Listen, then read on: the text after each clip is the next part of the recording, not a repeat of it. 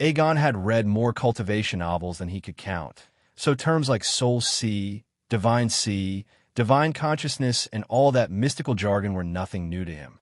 He just never thought he'd actually be standing in something so similar. Still, it didn't quite match the stories. The Soul Sea he knew from novels was a place where the protagonist could stroll around, grab treasures, maybe sit cross-legged on a floating rock, and enlighten. This one wasn't nearly that cooperative. He wanted to touch the crimson moons hanging high in the sky, but his hand stopped short as if an invisible wall blocked him. He tried walking toward the mist-shrouded island in the distance, yet the more he walked, the farther it seemed. When he attempted to dive into the endless dark waters, the surface itself rejected him, refusing to let him sink even an inch. My own soul sea is pushing me away, but at the same time, I feel like nothing could touch me in here. What kind of contradiction is this? The sense of invincibility humming in his bones was real, though. And if this place was truly his inner world, then maybe this is where I can finally assimilate everything I've been hoarding. Or at least some of it. I don't know if my body can handle it all, but with the awakening and Opa's preparations, this should be the safest time to try. His thoughts flowed faster and sharper than ever before, as if his mind had been upgraded several tiers. Decision made. He raised his head and gave the order, voice firm. Gimme. Ding. Passive trait. Child of duality being assimilated. Ding. Legendary rank. Blazing Sun Holy Physique being assimilated. Ding. Unique skill. Eternal Flame being assimilated. Ding. Trait. Harmony is being used. Ding. Mystic Eyes. Eyes of Truth being assimilated. Ding. Elemental Affinities being assimilated. As the notifications streamed past his vision, the entire world around him began to tremble. The sky rippled. The stars flickered violently. It felt like something fundamental was shifting at the deepest level of reality. His consciousness started to blur and drift. Thinking clearly became impossible. The last thing he saw was a colossal sun igniting in the star-strewn sky, its radiance forcing the two crimson moons to clash and howl as they fought to keep their place above. The sun is rising. Outside, in the physical world, Xiao stood, biting her nails, staring at Aegon's small figure in the awakening formation. She knew he'd be fine. She trusted him, trusted Arnold, trusted the preparations they'd made. And yet her heart wouldn't calm down. There were too many stories of children being harmed during their awakening. Some crippled, some scarred for life. A few simply never waking up again. Even knowing they'd done everything possible, that fear gnawed at her. So much so that she completely forgot who was standing there with her. It wasn't just her. Aurelia was there, the elders, and Arnold, of all people, was right beside Aegon. Even if something went wrong, they could interrupt the awakening immediately and pull him out before any lasting damage. They hadn't cut corners either. The awakening liquid they used was of the highest grade, prepared with rare ingredients that cost a small fortune. And they hadn't flinched once while spending all of it for Aegon. With that level of investment, success wasn't just expected. It was almost guaranteed. Relax, Aurelia said, looping an arm around Xiao's shoulders. He'll be fine. In fact, he'll shine brighter than the sun when this is over, says the woman who was sweating rivers during her daughter's awakening. Xiao shot back without missing a beat. Aurelia choked. You really had to bring that up? She bonked Xiao lightly on the head, scowling.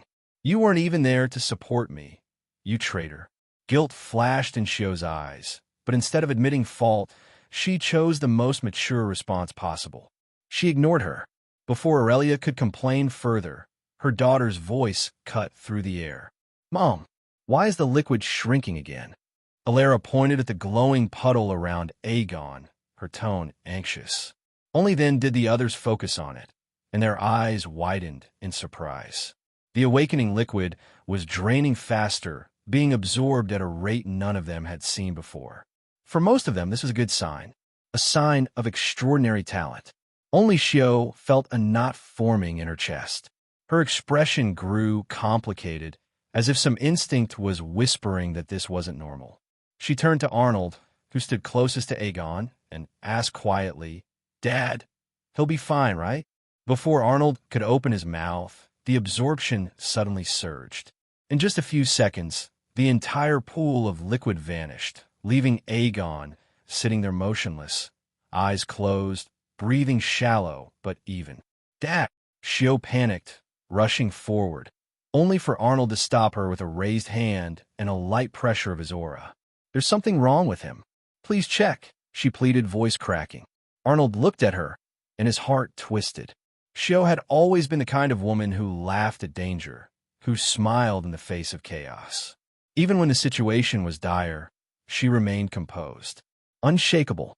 He had only seen her like this once before, where her adoptive mother died.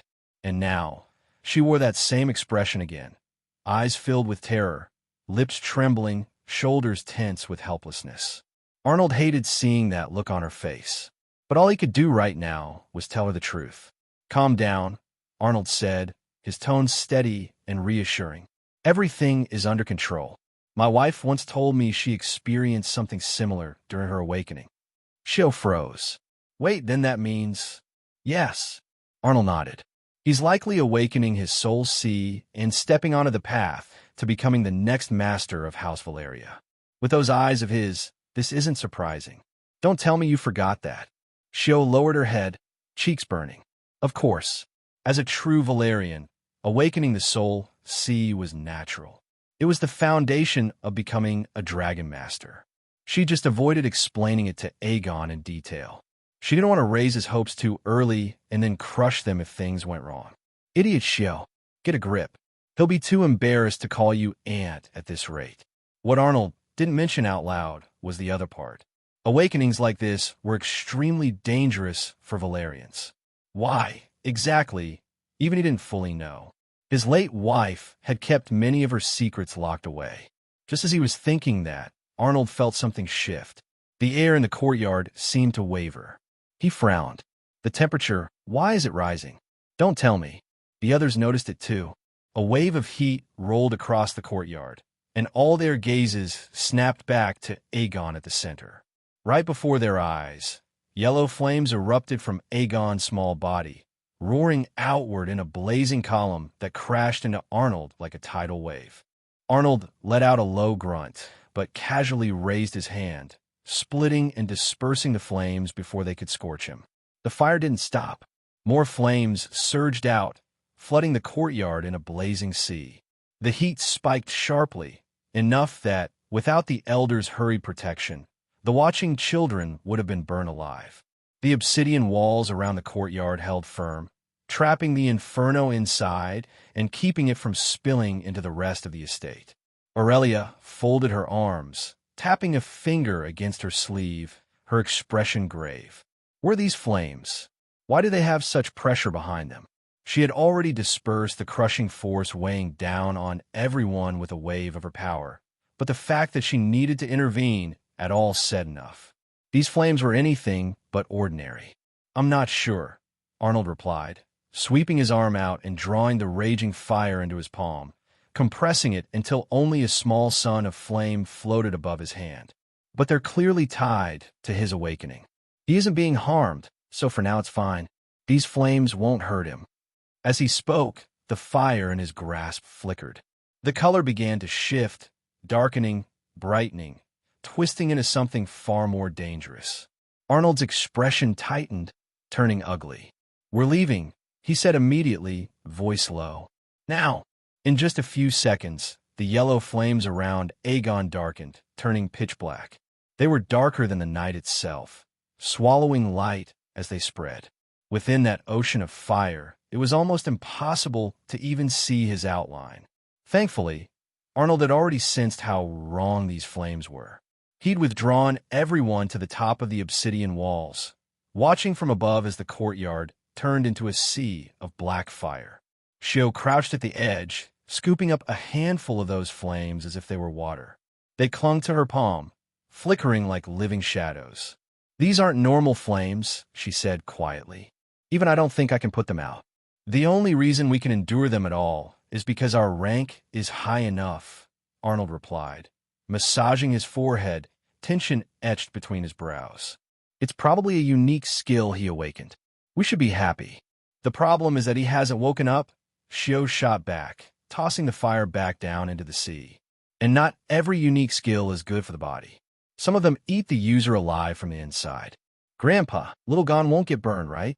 Lenara asked, voice small as she clutched the railing. What if the skill backfired? He'll be fine, Arnold answered, absolute confidence in his tone. For a moment, it seemed that would be the end of the bizarre spectacle. Then the sun above them began to shine brighter. At first, none of them paid attention. But when the heat started pricking at their skin like invisible needles, they all looked up at once. What is going on now? Aurelia muttered, shielding the children from the blazing sunlight with a sweep of her arm. Arnold snapped his fingers. A massive dome of power flared into existence, covering the entire mansion, followed by a second, denser barrier manifesting directly above the eastern courtyard. Even then, he didn't relax. He kept his eyes fixed on the boy at the center of everything. What kind of man are you going to become, little son? The changes didn't stop. The air inside the courtyard began to twist and warp. One moment, it was blindingly bright. The next, it turned so black that not even they, with all their power, could see an inch ahead. Plants burst from the soil, growing at impossible speed, only to wither and rot away in seconds, eaten by some unseen corruption. Winds howled through the enclosed space as the temperature swung from freezing cold to suffocating heat. Phenomenon after phenomenon erupted in front of their eyes, so fast and so chaotic that no one but Arnold could keep up. He was too busy reinforcing the rune formations to intervene. The rest of them could only stand there in stunned silence, the mix of worry and awe pounding in their chests. Slowly, the chaos began to settle. The light stabilized. The winds died. The courtyard went still. They held their breaths, bracing themselves for the sight of Aegon. Instead, something else happened. A breath of icy wind slipped through the barriers, cold enough that even the elders flinched. The temperature plummeted. Before anyone could react, frost exploded across the courtyard floor. In the span of a few heartbeats, ice spread over every surface, swallowing obsidian, flame, and air alike. Everything inside was sealed within a gigantic block of ice that devoured even the lingering black fire. Arnold's heart dropped. His fingers blurred through a sequence of hand seals, his expression turning grim. This is bad. He can handle fire, but not this kind of cold. Damn it. What kind of awakening is this supposed to be? Dear, is this what you meant when you said Aegon would be legendary? The rune formations blazed to life, pouring power into the courtyard, trying to raise the temperature and melt the frost. But even the highest grade arrays, carved by the best rune masters in the kingdom, did nothing. The ice didn't even crack. Beside him, Xiao lifted her arm.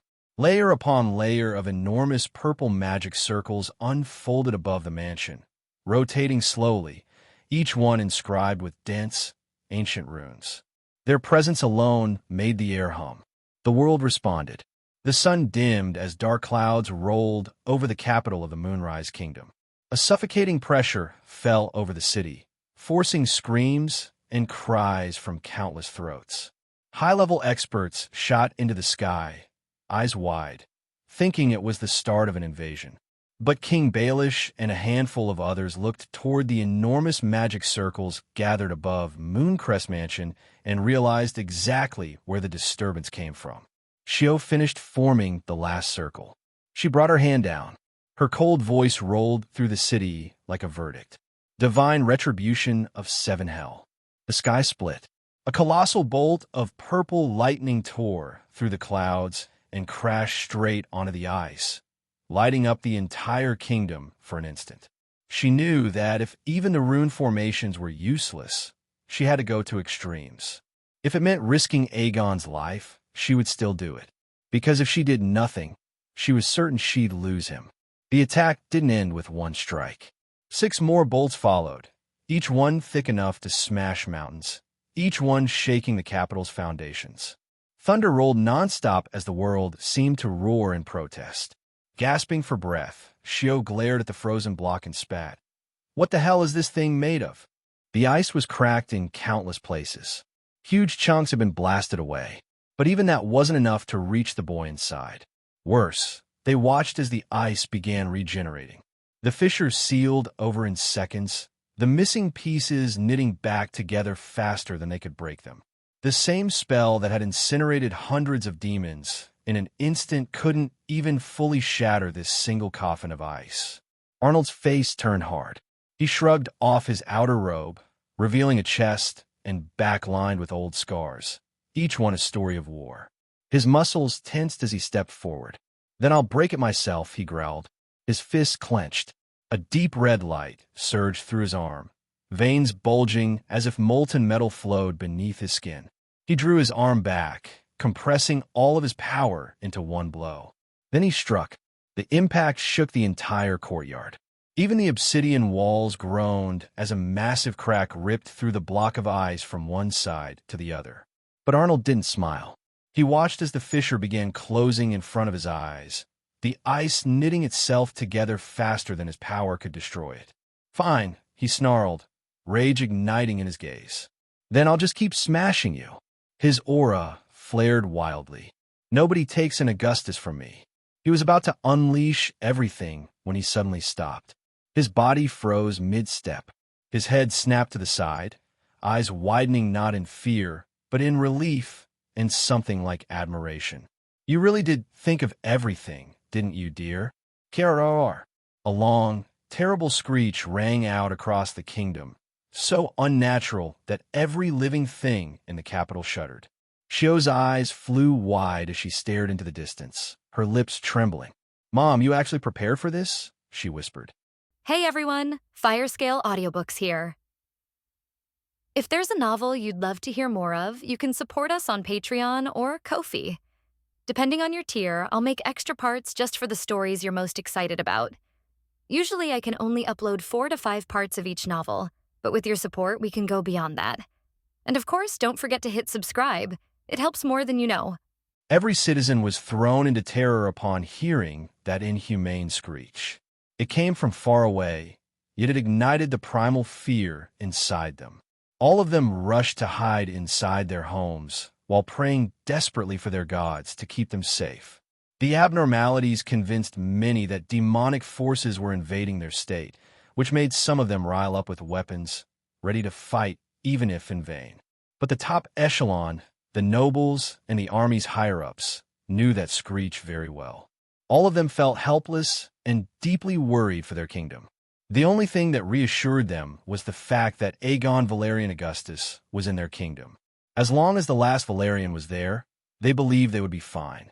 Back in the Mooncrest mansion, all eyes turned north as a tiny dot in the sky slowly grew larger. The dot soon became a humongous creature that left behind golden trails wherever it passed.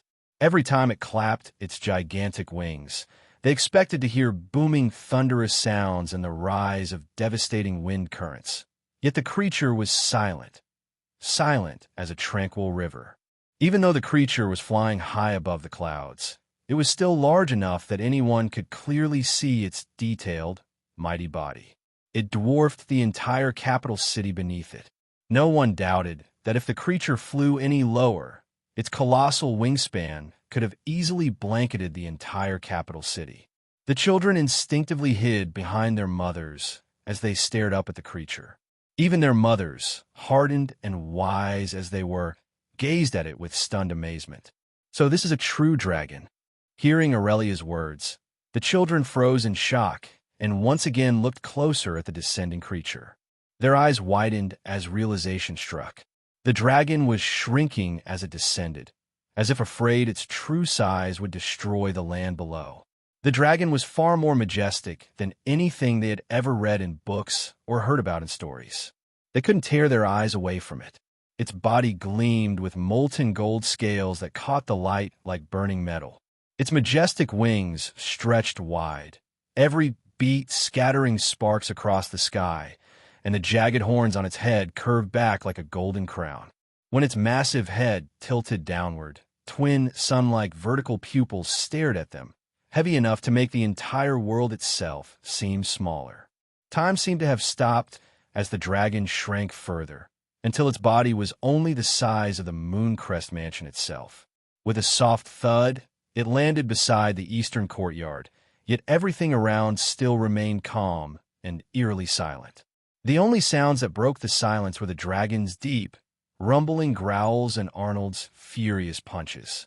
He had only spared a single glance at the dragon before going back to striking the ice relentlessly. Xiao was right beside him, channeling her own spells, neither of them daring to stop. Every passing second only increased their worry. Ice wasn't a good thing for someone like Aegon, and they still couldn't even understand where it came from.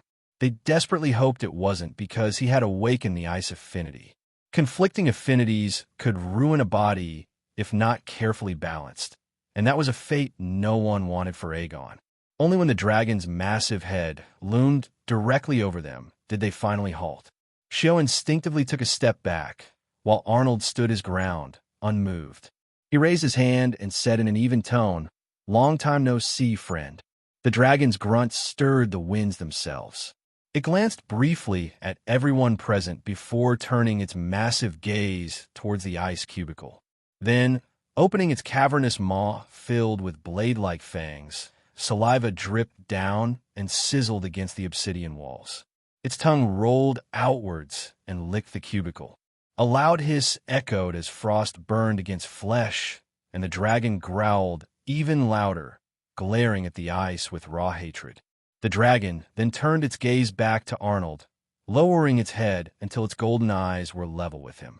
Smoke oozed from its nostrils like writhing tendrils, scaring the children even more as they clutched their mother's hands tightly. "I am sorry," Arnold said, surprising everyone with his words. But the dragon's growl deepened, its anger rising. "We can talk about this later," Arnold continued, his voice firm. "But first, do something about him. At this rate, he will die." A heavy claw slammed onto the side wall, demolishing part of the obsidian barrier with a single blow. The dragon's thunderous roar echoed through the entire capital, shaking it to its core. Then, it glanced once more at Arnold, and the former commander immediately stepped away from the ice cubicle. Xiao followed suit, knowing Arnold understood dragons better than anyone else present.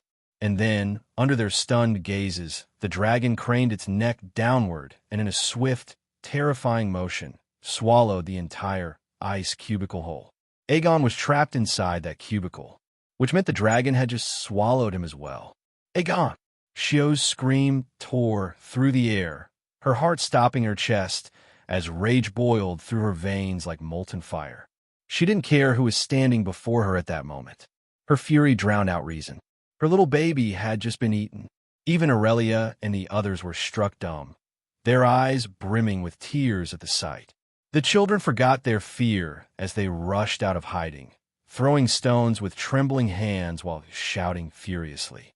"Give little Gon back. I'll rip off your scales otherwise. Eat something else, you big lizard. Give little son back. I still need to finish this soap explosive experiment with him. Give him back." Arnold sighed at their innocent behavior and quickly stopped Xiao before she did something reckless. "Relax. Only a dragon truly understands a Valerian. She knows what she's doing. Little son will be safe." If it had been anyone else, Xiao wouldn't have believed a single word. She would have revolted instantly. But since it was Arnold saying it, her fury faltered, replaced by confusion and a spark of curiosity.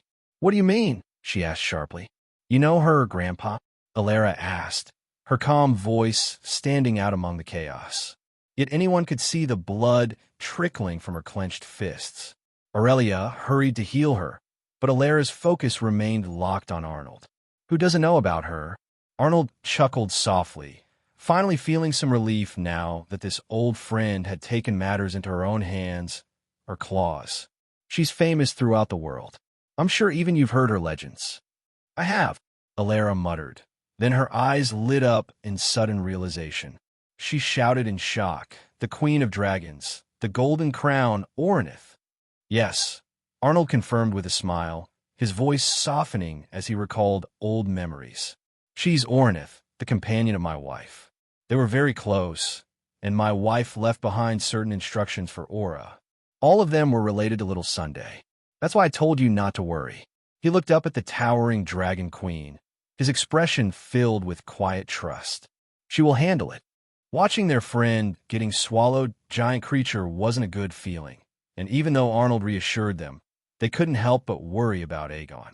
But Grandpa, I've read that a dragon's insides are the hottest, and even volcanic lava pales in comparison. Will Aegon really be all right? Alara asked in concern.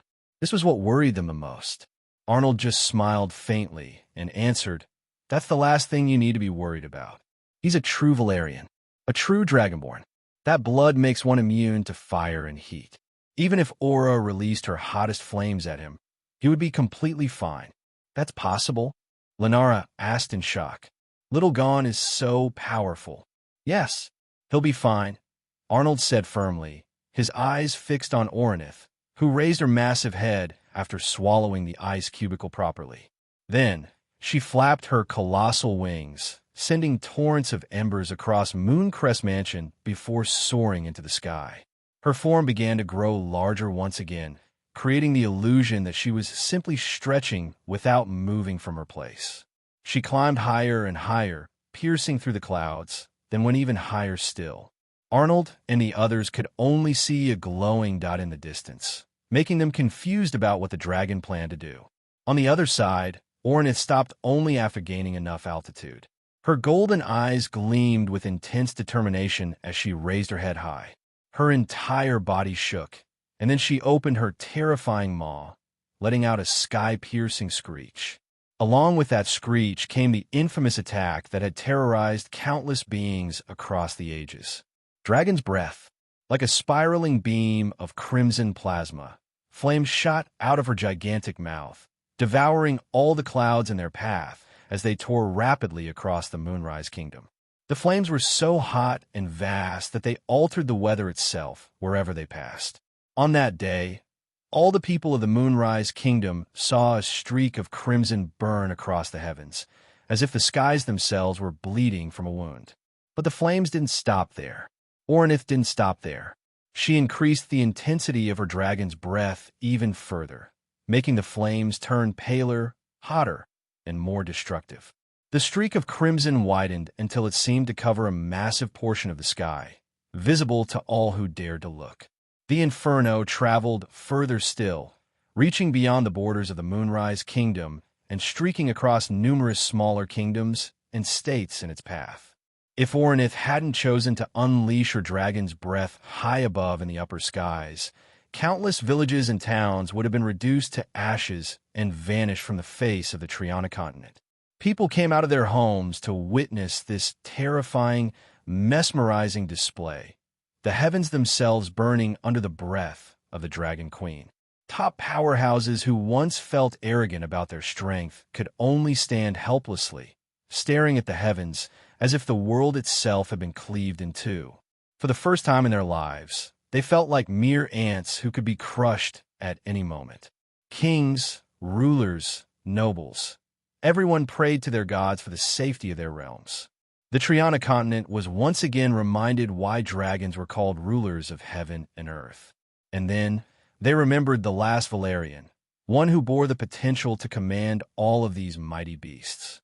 The dragon's breath was so intense that it roared past countless kingdoms and even tore across the vast skies above the great solar empire.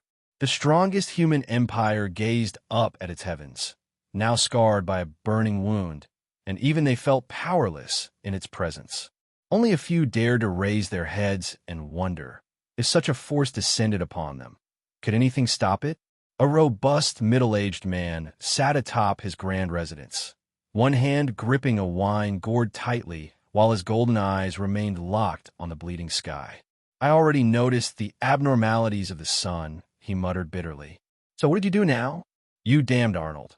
What kind of monster have you unleashed upon this world?" Elsewhere, a gaunt man with a black beard matching his cold, black eyes stood atop the massive carcass of a 10-meter demon. His expression was indifferent, but as he sensed the changes in the world, he raised his head. The flames cut the sky in two, and for the first time, his gaze flickered. A brief moment of weakness washed over him. "Aegon, are you all right?" Far away, atop a lonely mountain peak, stood a small wooden cottage. Outside it sat a woman so breathtakingly beautiful that even nature itself might have felt ashamed in her presence. But when she saw the heavens tear open, her serene expression shattered. She leapt to her feet, heart trembling. "My child, are you safe?" Under the dark skies of the demon realm, a magnificent palace loomed, its obsidian black walls glistening with an eerie glow. Atop this palace, a figure with twin horns protruding from his forehead observed everything with a calm, relaxed expression. "Are you going to do something?" "Not for now," the horned figure answered. His voice was calm, but his eyes gleaming with amusement. "I don't want the golden crown to shine upon Rex anytime soon. But the boy's growing up with the humans. That is indeed a problem," the figure muttered to himself. "But haste would only worsen things. Patience is the key. We eliminated Alina last time. We can do the same with this one. Then, I'll be waiting." The figure hummed softly, his gaze drifting back to the fiery rupture in the skies, which continued to grow wider, reaching even into the territories of demons. "Aegon Valeria Augustus, you have managed to catch my attention." His pale lips tugged into a chilling smile. At the extreme northern ends of the Triana continent lay a towering mountain range, its countless volcanoes spewing ashes into the skies all year round. The Ashfall mountain range. Deep inside the largest volcano at its center, two vertical eyes snapped open within the eternal darkness. A low, guttural growl rumbled from the owner of those eyes, shaking the entire Ashfall range to its core. That day, the entire continent witnessed the heavens split apart in fire. Generations yet to come remembered it as the day when the heavens burned. Shio stared at the mighty dragon who was once her mother's companion, spreading her flames across the sky. From her position, the flames looked even more terrifying, yet beautiful at the same time. "He'll be fine." But most of all, she felt happy seeing the spectacle.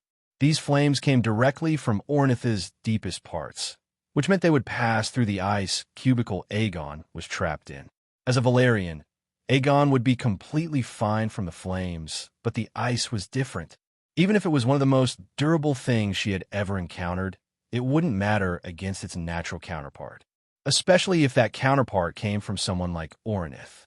Now, she understood why Arnold had been so relaxed. He trusted the Dragon Queen because his wife had trusted her deeply in the past. None of them spoke a word. They were too stunned for that. After all, you didn't see such a spectacle every day. No one could pull their eyes away from this magnificent sight. For a few seconds, everything felt still, as if they were just figures frozen in a grand portrait. Then, they noticed Ornith finally closing her mouth. The kids couldn't see it clearly, but Shio and the others could. The dragon opened her maw again, this time craning her neck downward as she once again unleashed a beam of flames. It was like a spear descending from the heavens to tear apart the earth. The pillar of flames landed right at the center of the eastern courtyard of Mooncrest Mansion. Surprisingly, it didn't destroy anything. Even the flames were docile and didn't harm a single thing. They couldn't even feel heat from it. This was the sheer prowess of the Queen of Dragons. She could even control the very temperature of the fire she breathed out. Slowly, the flames dispersed away, leaving behind a naked young boy. He was sitting calmly in the center, seeming to be in a deep sleep. Before she even realized it, Shio had already rushed forward. She scooped Aegon into her arms and embraced him in a tight hug. Her trembling body and pounding heart finally calmed down when she felt his breathing against her chest. She pulled back slightly and once again checked him from head to toe. For a moment, she even considered injecting her mana inside him to ensure he was fine from every angle, but she stopped herself. It's better to call a physician. What if I make a mistake while checking him? He just awakened. I should be careful. Still, she could see he was safe. Even if there were hidden injuries or lingering damage, it wouldn't matter. As long as he was alive, she had countless means to heal him back to perfect health. Shio pulled out another blue robe she had prepared earlier and, with swift and practiced movements, she dressed him. Smiling softly, she muttered, "You really worried me to death, little Sunday. You better compensate me later." By then, the others had also gathered around him. They all stared at Aegon, and only after confirming with their own eyes that he was fine did they finally feel relieved. Arnold looked at his grandson with a loving gaze and patted his head gently. That must have exhausted him a lot, so he'll probably sleep for a while. Call that lass so she can give him a proper checkup. I was thinking the same, Shio replied, smiling once again now that Aegon was safely in her arms. He was her life, so every single moment he was in danger, she felt like she was losing her own. Now that she could hold his familiar warmth again, she was happy beyond words. Slowly, Ilera and the others also came closer. They leaned down and wrapped Aegon in a tight hug, their faces brimming with joy now that he was safe. Over the last few years, they had fought countless times, but they had also grown incredibly close. They had always been there for one another. They had been worried sick about him, but now everything was all right. Aurelia smiled at the sight of the children's reactions and then raised her head, her eyes tracing the fading embers left behind by the Dragon Queen. Ornith's vast form was already disappearing into the north once again. She's leaving? Sansa asked softly. That kind of attack must have taken a toll on her body, Arnold replied, as he adjusted into a new robe as well. She needs to rest to recover her strength. But it's nothing major, so there's no need to worry. What we should worry about is something else. Sansa frowned in confusion before realization dawned on her face. She turned quickly toward the scarred sky again. Monster tide. Yes, Arnold nodded calmly. Her dragon's breath must have frightened them. Now they'll be drawn to its source. Those mindless beasts are always like that. I'll handle them. Dad, didn't you say you wouldn't lead anyone anymore? Shio asked. I won't command anyone, Arnold said after a short pause.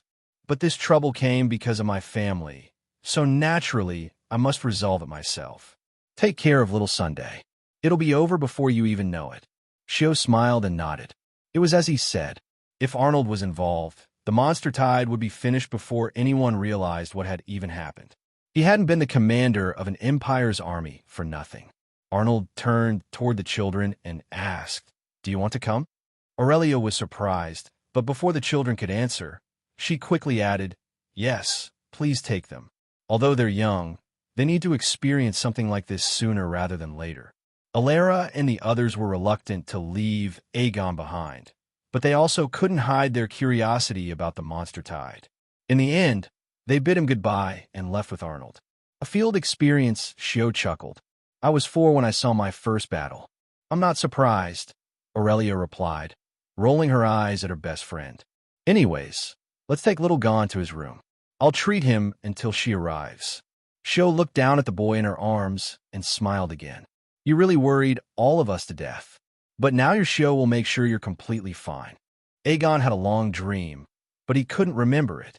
All he knew was that he had slept for a long time and that a lot of things had happened around him, yet he couldn't recall them either.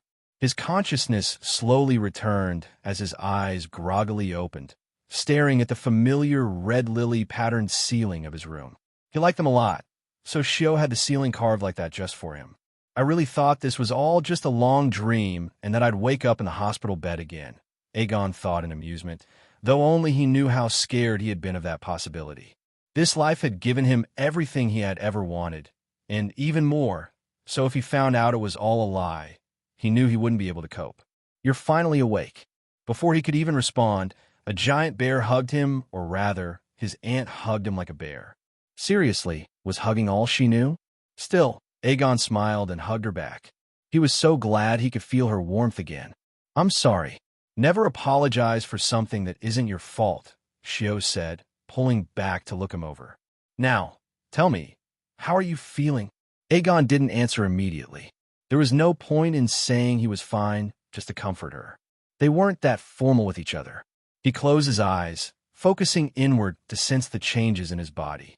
It felt like he had been completely transformed, but he paid attention only to see if something felt wrong. Nothing hurt. I'm fine, he finally said. But I do want a mango juice, though. Right on it. Shio grinned, kissing his forehead before vanishing like the wind.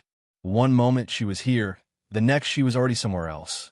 He watched her for a moment. Then his expression turned serious. What exactly happened? He remembered awakening both the mana core needed for the mana pathway, and the soul seed necessary for the soul pathway.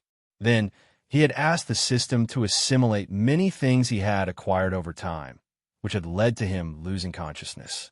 I couldn't handle the burden, he guessed. So, I was right not to assimilate everything earlier. Who knows if my younger self would have straight up died.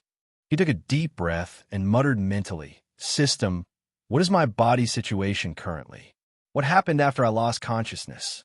Answering host's question, on his 3rd birthday, he had managed to get the system to gain some intelligence and help him. It had cost him his 50x reward bonus, but he had been very happy with his luck. Although it wasn't the status screen he had wanted, he had gotten something useful at least. The system could now work as a part-time AI, which was very helpful. Host has awakened both the mana and soul pathways, allowing him to walk on all 3 pathways.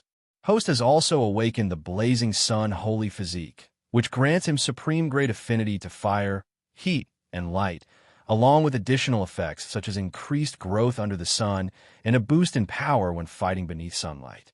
Host can also cleanse the corruption and darkness. Host has also gained a fragment of the aspect of the sun. Interesting. Continue. Host has gained unique skill, Eternal Flames. These flames will never die unless Host wills them to, but their intensity, heat, and variety depend on Host strength. Amaterasu? Damn, I expected something like this from the name, but still damn. Host has gained the Mystic Eyes, Eyes of Truth. However, due to Host's weak constitution and underdeveloped soul C, they are temporarily sealed. Their effects remain unknown. That's a shame. I was looking forward to them the most. Eyes of Truth sounds so OP. Aegon sighed. Host has also gained affinities to various elements and concepts as a result of assimilation, with their grades varying. The 2 traits, Child of Duality and Harmony, ensured everything remained balanced. Does Host want a detailed list?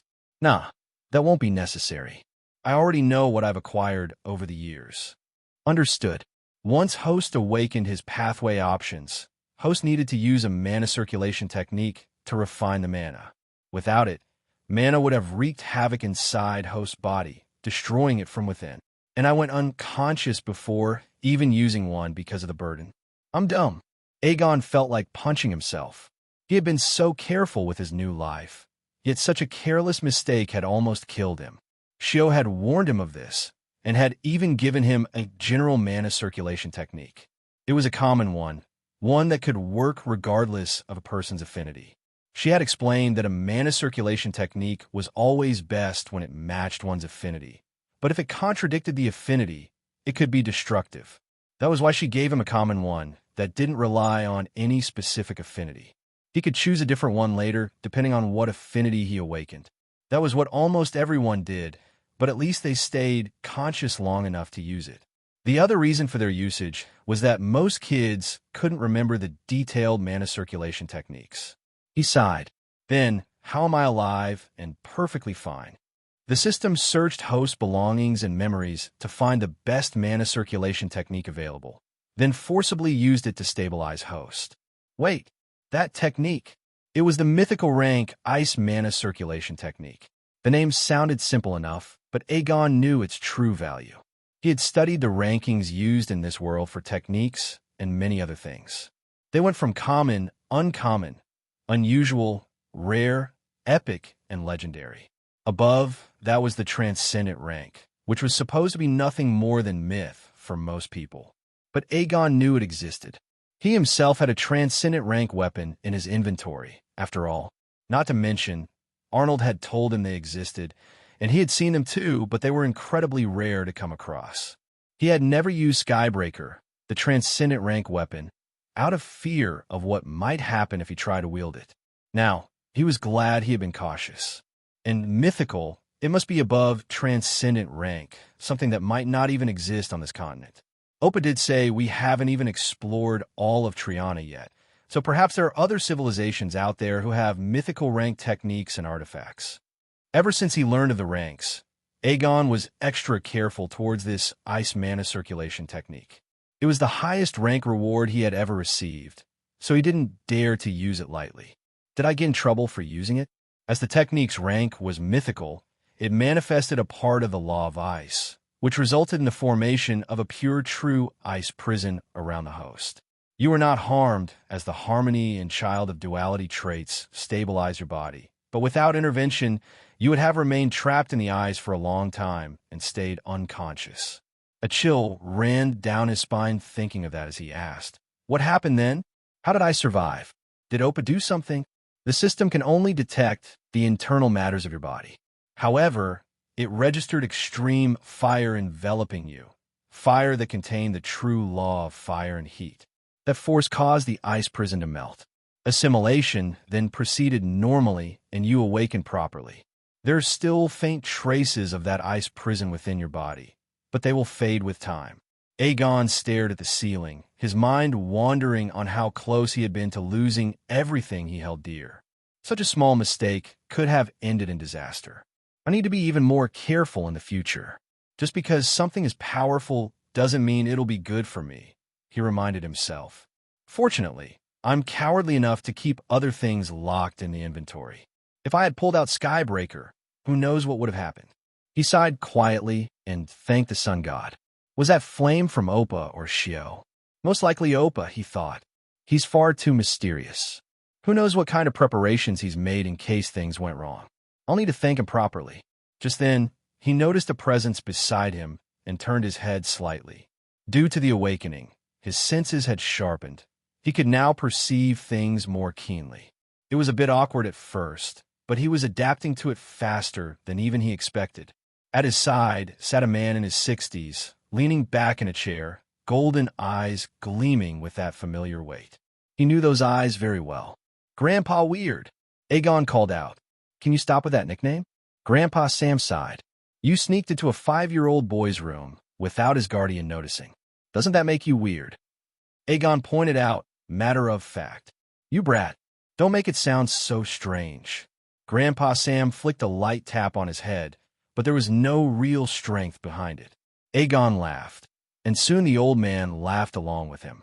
Over the years, Grandpa Sam had visited him quite a few times, and even with those rare meetings, they had grown surprisingly close.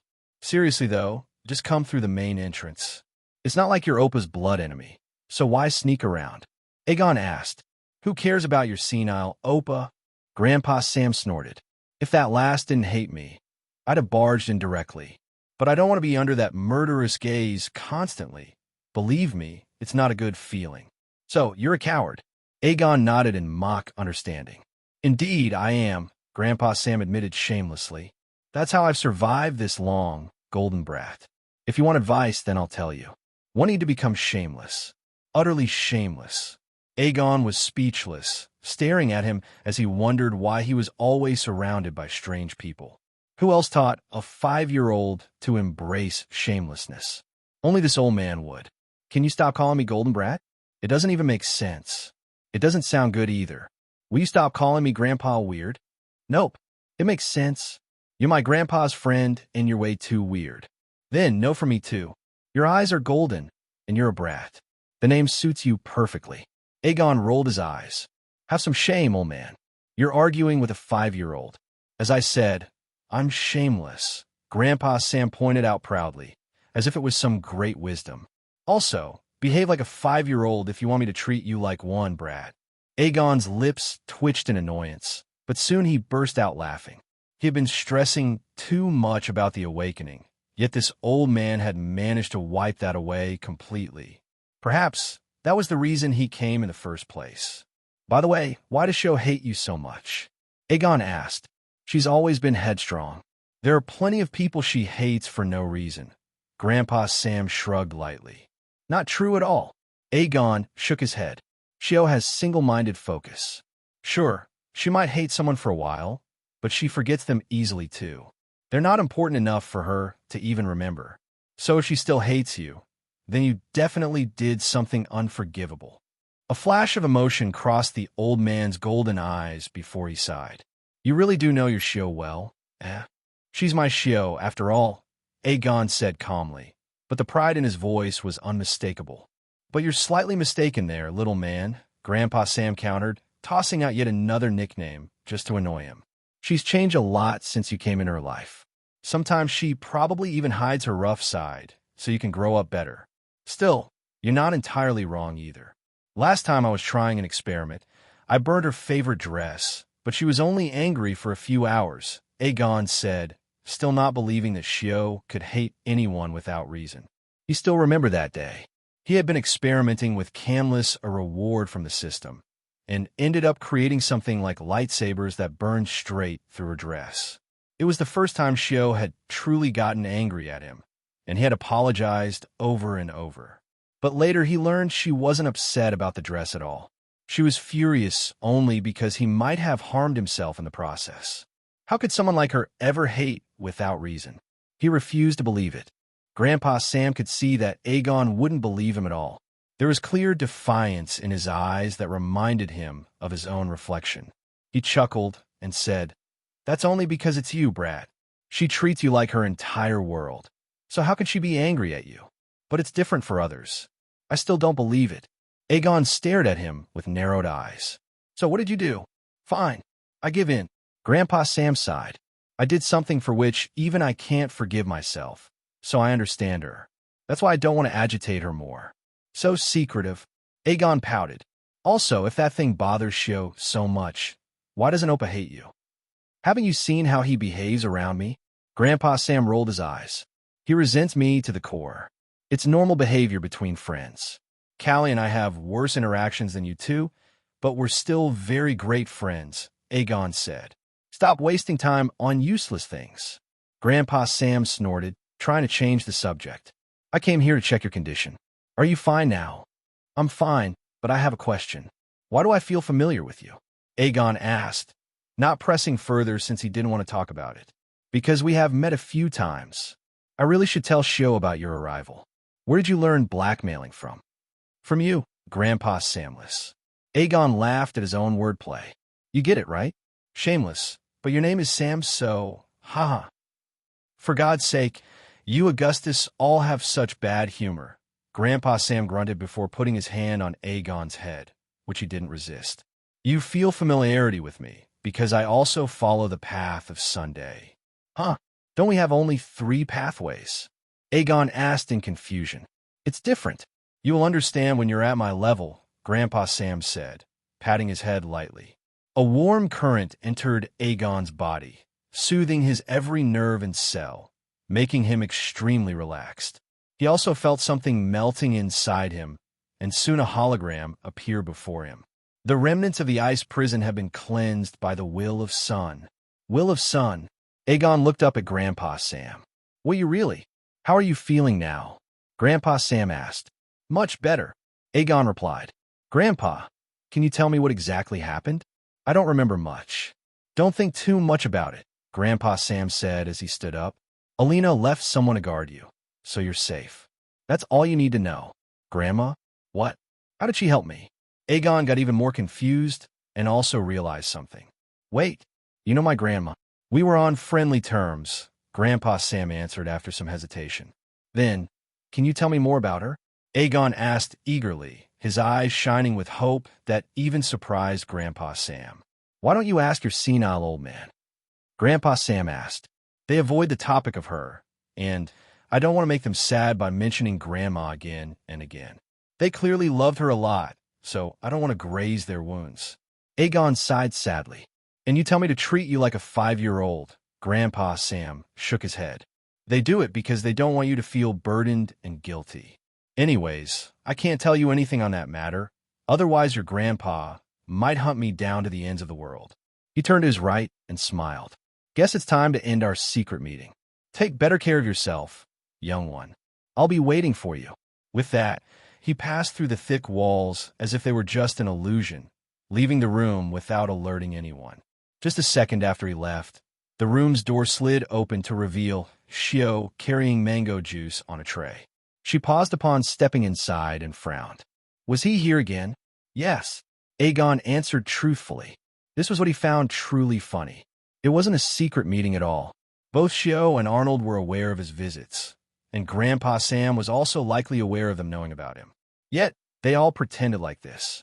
TSK, what does he want now? Xiao clicked her tongue before sitting on the bed. Anyways, let's not think about bad things. Here, drink this mango juice. I specially ordered the mangoes from the Heart Groove. Aegon nodded and drank the delicious mango juice silently, while Shio continued to stare at him with her usual loving smile. "Where is Oppa?" he asked after finishing the juice. "You caused quite a commotion, so he want to deal with it."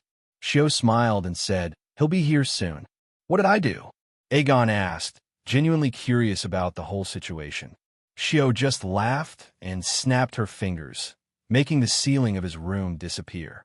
Now the open blue sky was right above his head, along with the giant scar carved into the heavens. Aegon rubbed his eyes and blinked a few times, wondering if he was seeing things. His eyes widened as he almost cursed. "Holy shit. What is that?" "You managed to evoke a terrible ice cubicle around you that wouldn't break no matter what we did," Shio explained, as she never hid anything from him. In the end, Mom's blood companion came to help. Mom's blood companion? A dragon? Aegon was surprised. Not just any dragon, but the dragon queen Ornith herself. But even for her the ice was terrible, so she swallowed it and burnt the sky itself. "That's how the ice melted and you came out safely," Shio said, still staring at the scar with an awestruck look in her eyes. No wonder, Aegon thought. Mythical-Rank is indeed otherworldly.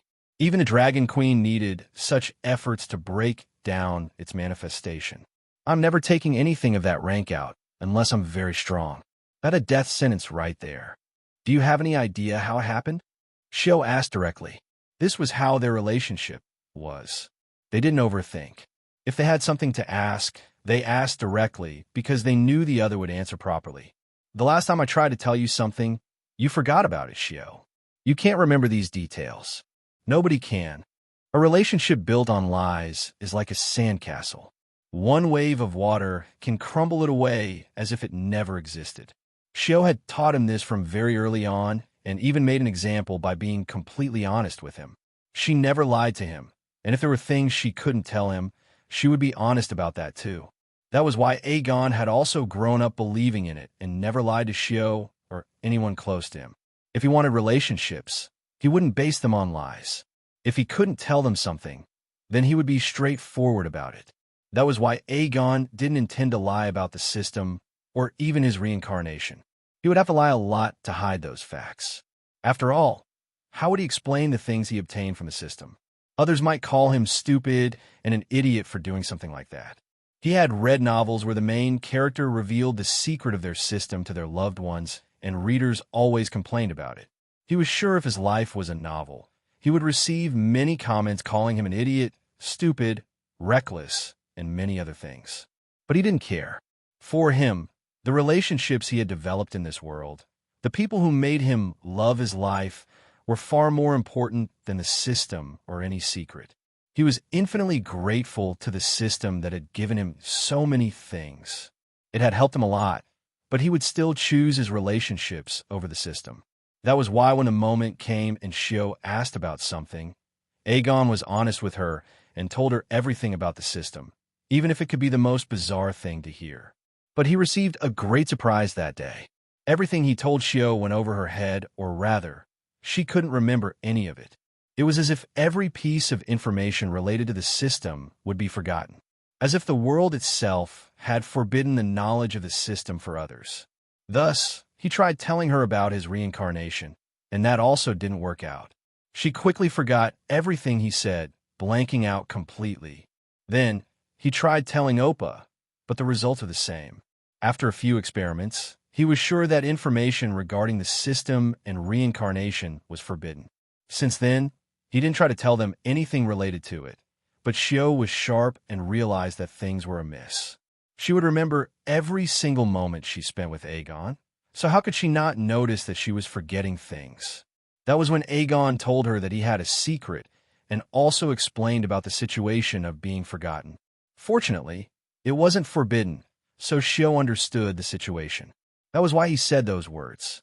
Shio regarded him for a while before asking, "Is it really safe?" "It is. You can trust me on that, Shio," Aegon said, trying to reassure her. "Something like this only happened because of my carelessness. I'll take care of myself more." "You better do that, young man," Shio sighed as she came to sit beside him and gave a side shoulder hug. Aegon could feel the hug was different from her usual ones. It relayed her concern and her worry for him. She seemed to be making sure he was there, her grip on his shoulder telling that clearly. "I'm really fine, Shio. You don't need to worry," Aegon said, leaning in her embrace as she kissed the top of his head. "When I have all of you, then what do I need to worry about? We won't always be there for you." "You plan to leave me alone?" Aegon asked. "Of course not. I will never leave my baby boy. Even if I'm dead, my ghost would take care of you," Shio said with a smile. "Ghost Shio, that version will be quite intriguing." Aegon chuckled at his own imagination. Shio laughed alongside him. They stayed like that for some time before Aegon separated and asked, still looking at the sky, "Shio, did this alert many people? If that stupid old man came, then yes, the whole world probably knows of this," Shio responded. "But there's nothing to worry about. People already expected something grand from the last Valerian anyways. High expectations often lead to disappointment." Aegon thought, but didn't say anything. "By the way, won't you tell me about your awakening in detail?" Shio asked, a grin plastered on her face as her brows wriggled funnily. Aegon chuckled and told her the things he had gained with the awakening. He made sure not to mention anything that might trigger the forgetfulness effect, and Shio also didn't ask anything. She just listened to everything in full seriousness, and when he was done, a beautiful smile bloomed on her face as she kissed his head again and said, "I knew my little son would shine the brightest. Now, tell me, which pathway would you like to follow?" That was a hard question since he couldn't come up with an answer. If you're confused, then you can simply take your time and see which suits you the most, or you can simply follow all of them like I do with the mana and body pathways, Shio suggested. "Just choose what you like." "Won't I be left behind then?" Aegon asked curiously. "Silly boy, you have plenty of time," Shio said, stroking his silky black hair. "One doesn't start practicing their pathways seriously until they're 16 or 17 years old." "Huh? What?" Aegon got confused. If the awakening happens at 5, then why do they wait for a decade? "There's a reason for it," Shio explained calmly. "For the body pathway, one needs a healthy body filled with essence so they can use it. But as a child, the essence inside one's body is too little. If they practice using it, they would suffer backlash. They can continue normal training to hone their body, but usage of essence is strictly forbidden." "I see. I will get an increase in growth due to my physique, so perhaps I can begin my training earlier," Aegon muttered.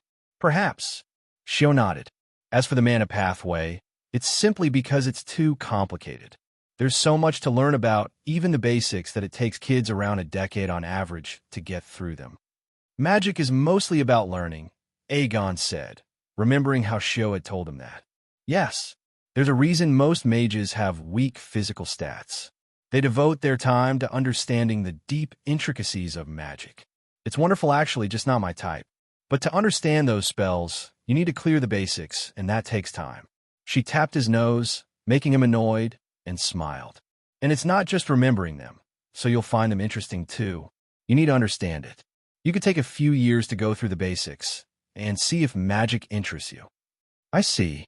Aegon nodded in understanding, finding magic even more interesting now. "What about the soul pathway?" "It progresses very slowly, so you don't need to worry about that. Also, it's compulsory for you if you want to have a dragon as your companion one day," Shio said. "Dragon? Huh," Aegon thought as he raised his hand, as if trying to reach towards a scar in the sky. "I'll be 15 in a decade. 10 years. I'll give them to all 3 pathways." "You useless fuck. Run!" The young man, who seemed to be in his late teenage years, shouted, his golden, orb-like eyes widened in sheer panic. He didn't even wait for his friend and dashed outside with full force. In the very next second, he escaped the conical building they had been experimenting in and ran as fast as he could. As someone experienced with these experiments, he already knew it was a lost cause. Damn it, how can someone be so bad? He cursed, glancing sideways where a young man with bluish hair was running with a horrified look plastered on his pale, handsome face. He ran as if his life depended on it. Well, it actually did, because the next second, something exploded inside the conical building and the whole ground around it shuddered as if struck by a violent earthquake. The two of them finally stopped after sprinting for a good distance and turned around. The conical building, made of dry bricks since it was only their temporary laboratory, stood at the side of the royal palace of Moonrise Kingdom. There was clear, empty ground around it, so the architecture stood out even more. Now, it trembled before their eyes as black smoke rose from the open roof. Slowly, the bricks began to collapse in on themselves. Aegon and Xavier straightened their postures, saluting the falling building. Their eyes burned with deep sadness, as if they were watching an old friend die. "You have supported us enough.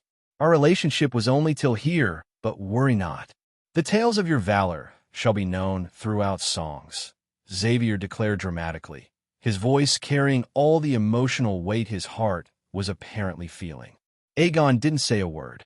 He just stood there in saluting position until the building completely crumbled away. Was he sad? Perhaps. But more than sadness, he was angry at this so-called friend of his. Before he could say anything, dust rose in the distance, and he cursed, "Damnation! Shio was in the palace? Why didn't anyone tell me about that?" "She was," Xavier muttered before he turned around, panic flashing in his eyes. "My brother from another mother. Please handle your mother, otherwise we're both done for." With that, he prepared to bolt, but Aegon grabbed his collar and held him back, making his eyes go wide in disbelief. The young man pleaded desperately, "My brother, I want to live." "Shut up. You think I don't want to live?" Aegon fired back, then pulled out a whistle he always wore around his neck. Blowing hard into it, he waited only a second before his shadow stirred awake and materialized before him. "Hecht, please handle Shio for me, okay? I'll definitely compensate you." Aegon pleaded, almost looking guilty. "Yes, boss." Hecht sighed, her voice dripping with helplessness. She seemed utterly fed up with his antics, yet she never once refused his orders. "I'll definitely compensate," Aegon repeated, feeling sorry for her, but right now his life was more important. Then, without hesitation, the two of them ran off toward the Moon River at full speed. They didn't talk or even look back as they dashed across the open fields, only stopping once they reached the downward slopes that led to the Moon River. The Moon River cut through the capital city like a silver blade, but near the palace there were hardly any structures around it. Only further upstream did it cut through the city blocks. Aegon and Xavier only stopped when they were sure of their safety. They hunched over, panting heavily with their hands braced against their knees, then turned to glance at the distant palace. "Phew, I thought I was going to die tonight." Xavier sighed in relief. "Oh, but you are." Before Xavier could even process the words, a solid punch landed squarely on his face, sending him tumbling backward. He didn't hesitate to retaliate either and began fighting back. Thus, the two of them fought a heated battle, though Xavier received the majority of punches from Aegon. After all, Xavier was a mage through and through, unlike Aegon, who had been diligently practicing to walk the body pathway, if possible. The boost from the Blazing Sun Holy Physique is really insane. He was just 15 this year, yet his body was already on par with, if not better than, Xavier, who had already crossed 18. The fight finally ended only when Aegon was satisfied, shoving the poor crown prince of Moonrise Kingdom down onto the soft grass. Both of them collapsed there, catching their breath. "Man, you need to pull back your punches," Xavier grumbled, massaging his swollen face. A soft glow enveloped his hand, slowly healing the bruises. "It isn't supposed to hurt this much, remember?" Aegon kicked him once again and retorted, "Have you been spending too much time with Callie, or what? Why are you so dramatic?" "I'm a natural-born actor," Xavier said with a cheeky smile, which only made Aegon want to beat him up more. "Hold up. Don't you dare raise your hand again." "Then don't make me angry," Aegon sighed. "Seriously, how can someone like you even exist in this world? I know I'm special, but you don't need to praise me so much. Your face is really itching for another beating. Fuck off. Seriously, though, how can you not understand basic things?" Aegon said through gritted teeth, frustration clear in his tone. Even a goddamn pig would have learned by now, but you don't. Ever since Xavier discovered Aegon's talent in soap making, he had been pestering him nonstop to teach him how to make explosive soaps. For Aegon, it had been relatively simple after some practice, but for Xavier, it was 1,000 times harder. Not once had he succeeded. Time after time, his attempts exploded, nearly injuring both of them in the process. That was why Sho always scolded and punished them whenever they tried again. Sadly, Xavier refused to give up, so Aegon came up with a different idea. Instead of explosive soap, which seemed beyond Xavier, he invented an explosive ink. One only needed to write on paper with that ink, and it would turn into a paper bomb. And this guy failed even in that. Aegon still couldn't believe it. You won't understand it. It's simply because I'm too special for these mundane things. Come here for a bit. What? Still, he slid closer to Aegon, only to receive a solid kick on his knees. Special, my ass. You're just dumb. Are you sure you're the legitimate son of Aunt Sansa? How can you be so stupid? It feels like I'm teaching a hamster, except they're cute, unlike your ugly mug. You just have no taste. Please, you look like, thank you next. Also, I'm not interested in men, either way, Aegon said, wondering how his brain even worked. Anyways, make sure you don't mess up next time, otherwise I'll drown you in the Moon River myself. You aren't giving up on me? Xavier was surprised. I'm a stubborn mule, Aegon said, as he turned towards the sky, which still held a giant burning scar that seemed to be splitting the heavens apart. Even after a decade, the scar remained in the sky as the remainder of what had transpired during his awakening. Most of the people knew it was related to him because of the dragon. The fortunate thing was that they hadn't seen his face, so as long as he covered his golden eyes well, he could wander around without a problem. Though, he had never once left the capital. I knew you're really my brother. Even if the world abandons me, you'll be there for me, Xavier laughed and said. Nah, I'll be the one to make the world hate you. Aegon chuckled to himself. Xavier stayed silent on that, and Aegon didn't press any further. They just stayed like that for some time, enjoying the cool breeze of early winter as the noon sun sprayed warm light across the capital. I'll miss you, Xavier said all of a sudden, making Aegon turn his head towards him. Even though I don't say it much, I really consider you as my brother. When I go back to the academy, I'll miss you again. I'll miss the fun we have here. His voice carried his true, heartfelt feelings. Anyone could see that he truly meant what he said. Aegon had also come to realize that Xavier was an emotional man, so it didn't come off as a surprise. Still, there was something wrong here. He smacked the back of Xavier's head, making him cry out in pain as he glared in return. What the hell was that for? For you being an idiot, Aegon replied as he rolled his eyes at him. Whoa, so all my love and care for you is a joke. I'm an idiot for doing that. Xavier really seemed offended this time. Stop spending time with Callie. You're being way too overdramatic, Aegon sighed. Now me opening up to you is being overdramatic, Xavier said, sadness dripping from his voice. Mama was right. I shouldn't make friends with someone of your status. First of all, and Sansa would never say that, so stop dragging other people's names into this. Aegon really felt like punching him again. Also, the reason I'm calling you an idiot is because I'm coming with you to the academy. Idiot. Wait, what? Xavier blurted out in shock. Don't tell me you forgot. Aegon was speechless. I'm pretty sure you didn't tell me. Xavier averted his eyes and tried to defend himself miserably. Why did I even expect anything from you? Aegon sighed and stood up. I'm going to the academy too, remember? That's literally the reason why you're back to the kingdom. Idiot. Xavier scratched his head and said, my bad. I'll remember it next time. Also, stop calling me idiot, you big idiot. Aegon ignored his whining, kicked him lightly and said, get up, you jerk. We'll take a detour around the city and then enter the palace again. I don't want to face Sho today, so I'll sleep at your place. Oh, that's a good idea. Mom will be thrilled to have you for dinner, Xavier said, as he jumped to his feet. The two of them began to walk along the steep slopes of the Moon River, while the river itself stretched long and wide down in the distance. They forgot about their earlier arguments, just like always, and began to talk about mundane things. That was when they noticed an old man carrying wooden buckets going down the slope. His hunched figure, along with his fading hairline, didn't match the heavy work he was doing. Aegon and Xavier looked at each other before they went towards the old man.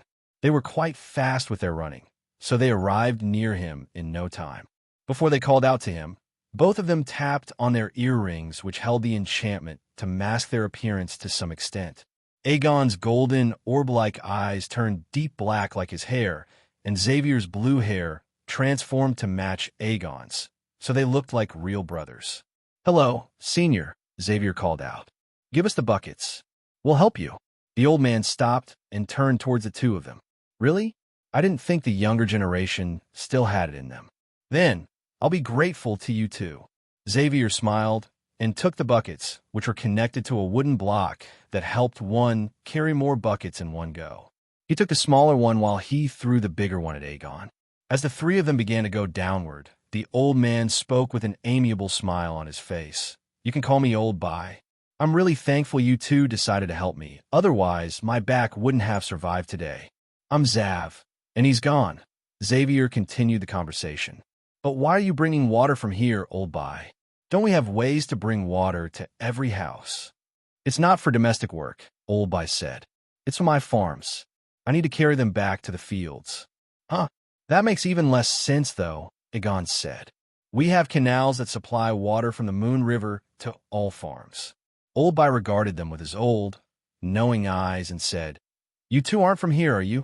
Unfazed, Xavier raised an eyebrow and asked, "That's true, but how do you know?"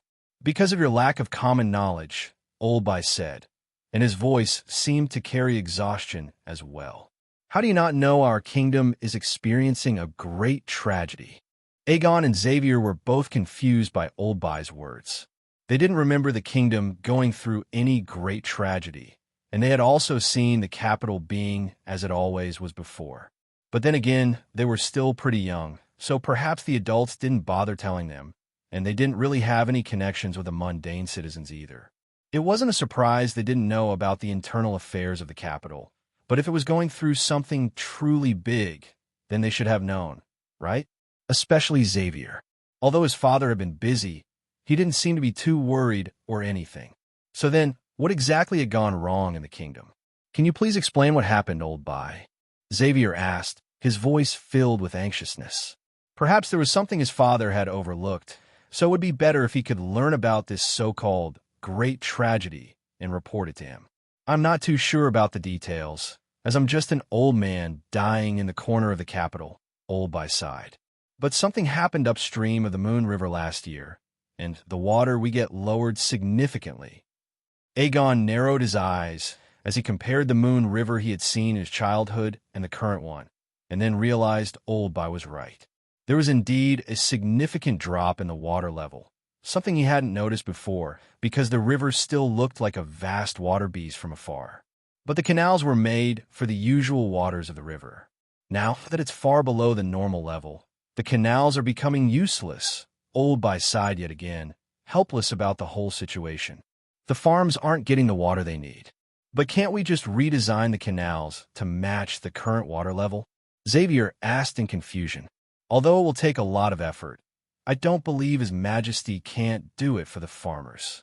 "No, that's the most stupid idea," Aegon chided his friend and said. "As Old Bye mentioned, there's something wrong in the upstream areas which resulted in this situation. So, what if the issue gets resolved?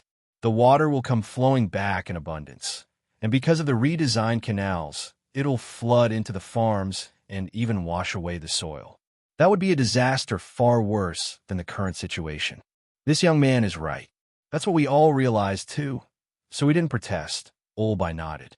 "The Moon River is the symbol of Mother Moon, and its might is not something we can withstand without the powerful mages." Aegon looked at his disheartened expression and understood his worries. The Moonrise Kingdom was widely known as the Grain Kingdom because of the large number of farms it had. A massive quantity of grains and other materials were transferred to the other kingdoms and even to the empire itself from Moonrise. It was even famously called the Land of Farmers. A major part of the credit definitely went to the Moon River, which passed through the entire kingdom and supplied it with good quality water. It even seemed to bless the lands with good harvests every year. Even the capital was surrounded by many hectares of farmland. It just showed how heavily the Moonrise Kingdom depended on its farming industry. Now that even the farms were affected on such a large scale, it would surely impact Moonrise Kingdom heavily. Perhaps it's their enemies who did this to weaken the kingdom. How ruthless! The worst part of this great tragedy is that something happened to our lands, Oldby continued.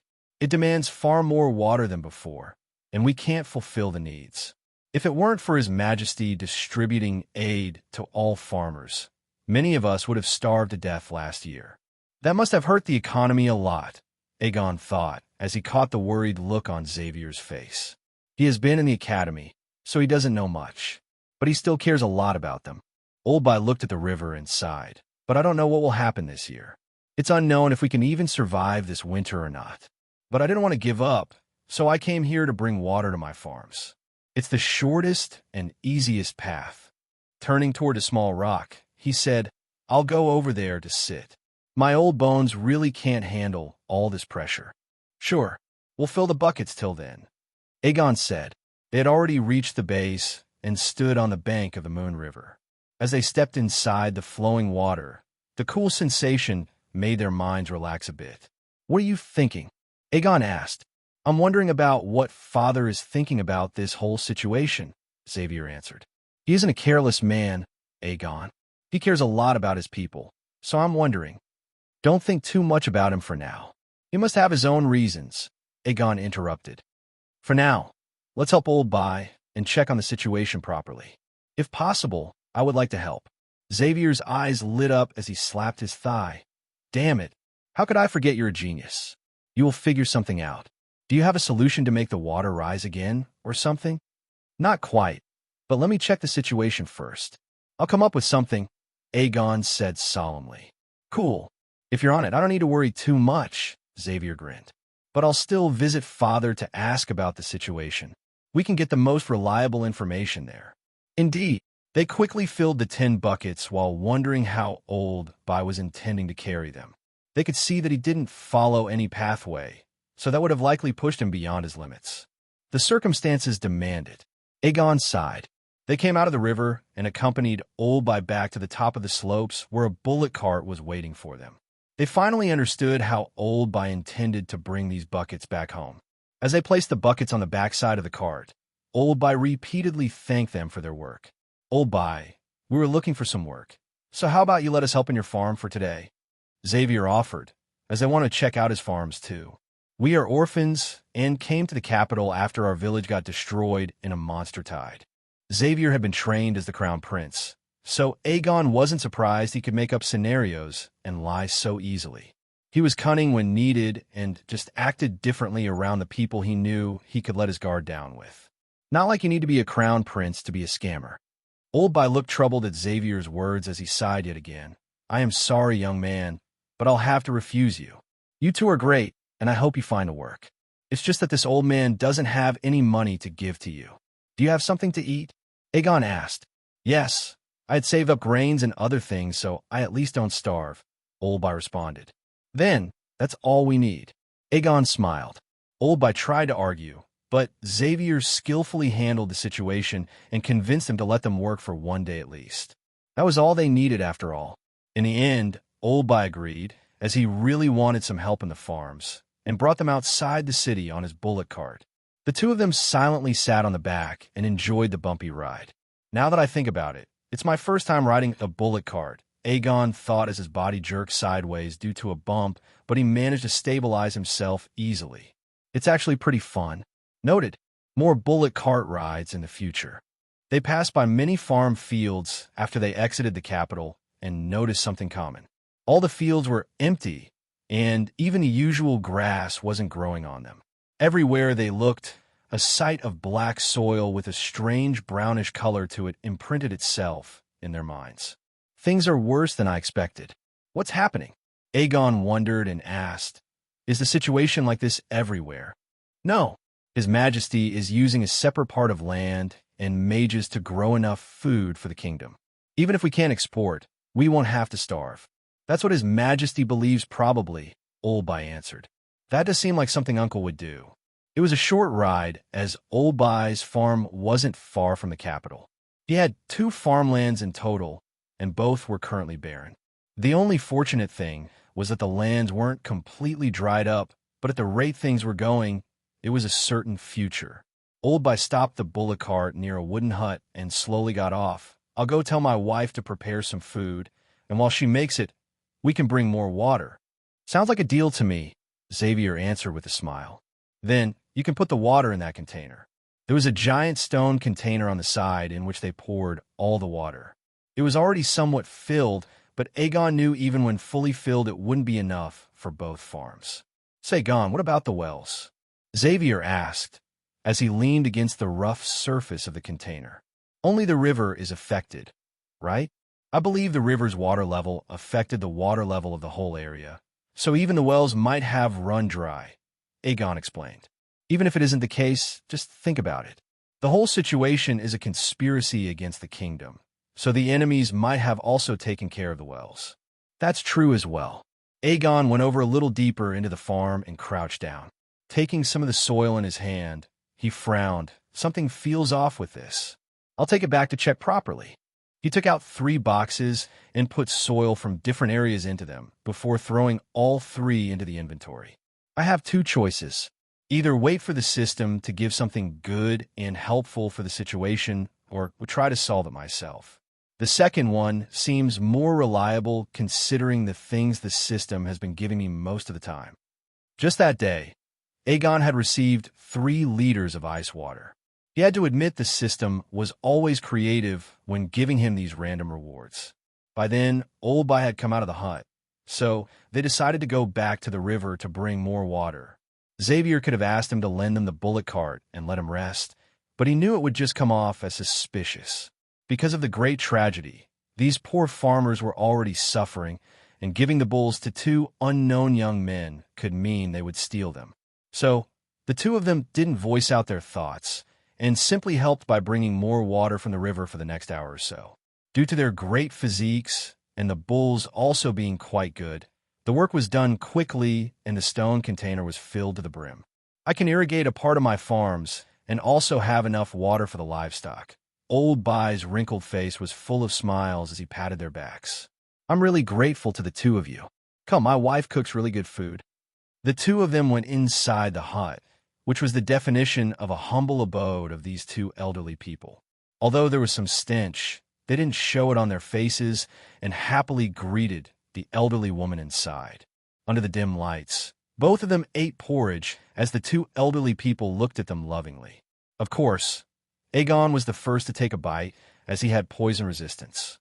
Only when he confirmed everything was good did he nod at Xavier, who also devoured the food readily. It's delicious, Aegon said honestly. It lacked many flavors that he would get from the food Shio made or the maids prepared, but there was something else in it that made it addicting. I'm glad you liked it.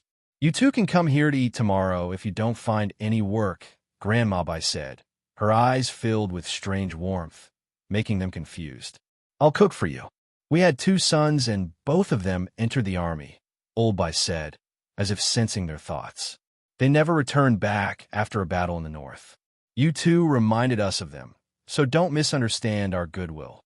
Xavier paused as he tried to control his pursing lips and hurriedly ate the porridge to cover his emotions. Aegon noticed it and sighed, as he could read through his thoughts easily. He turned towards the elderly couple and smiled. Then, we'll eat here instead. It's our honor because this is too delicious. Yes, dig in. Grandma By was obviously very happy with his words.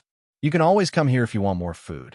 Aegon nodded and finished the meal along with Xavier, who was strangely silent, so Aegon had to take over the lead to converse with them. We'll see if we can come again, Old By.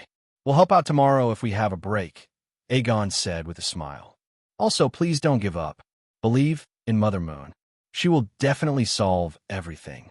We don't have anything left to give up, young man, Old By laughed, but there was no mirth in his voice. Go along.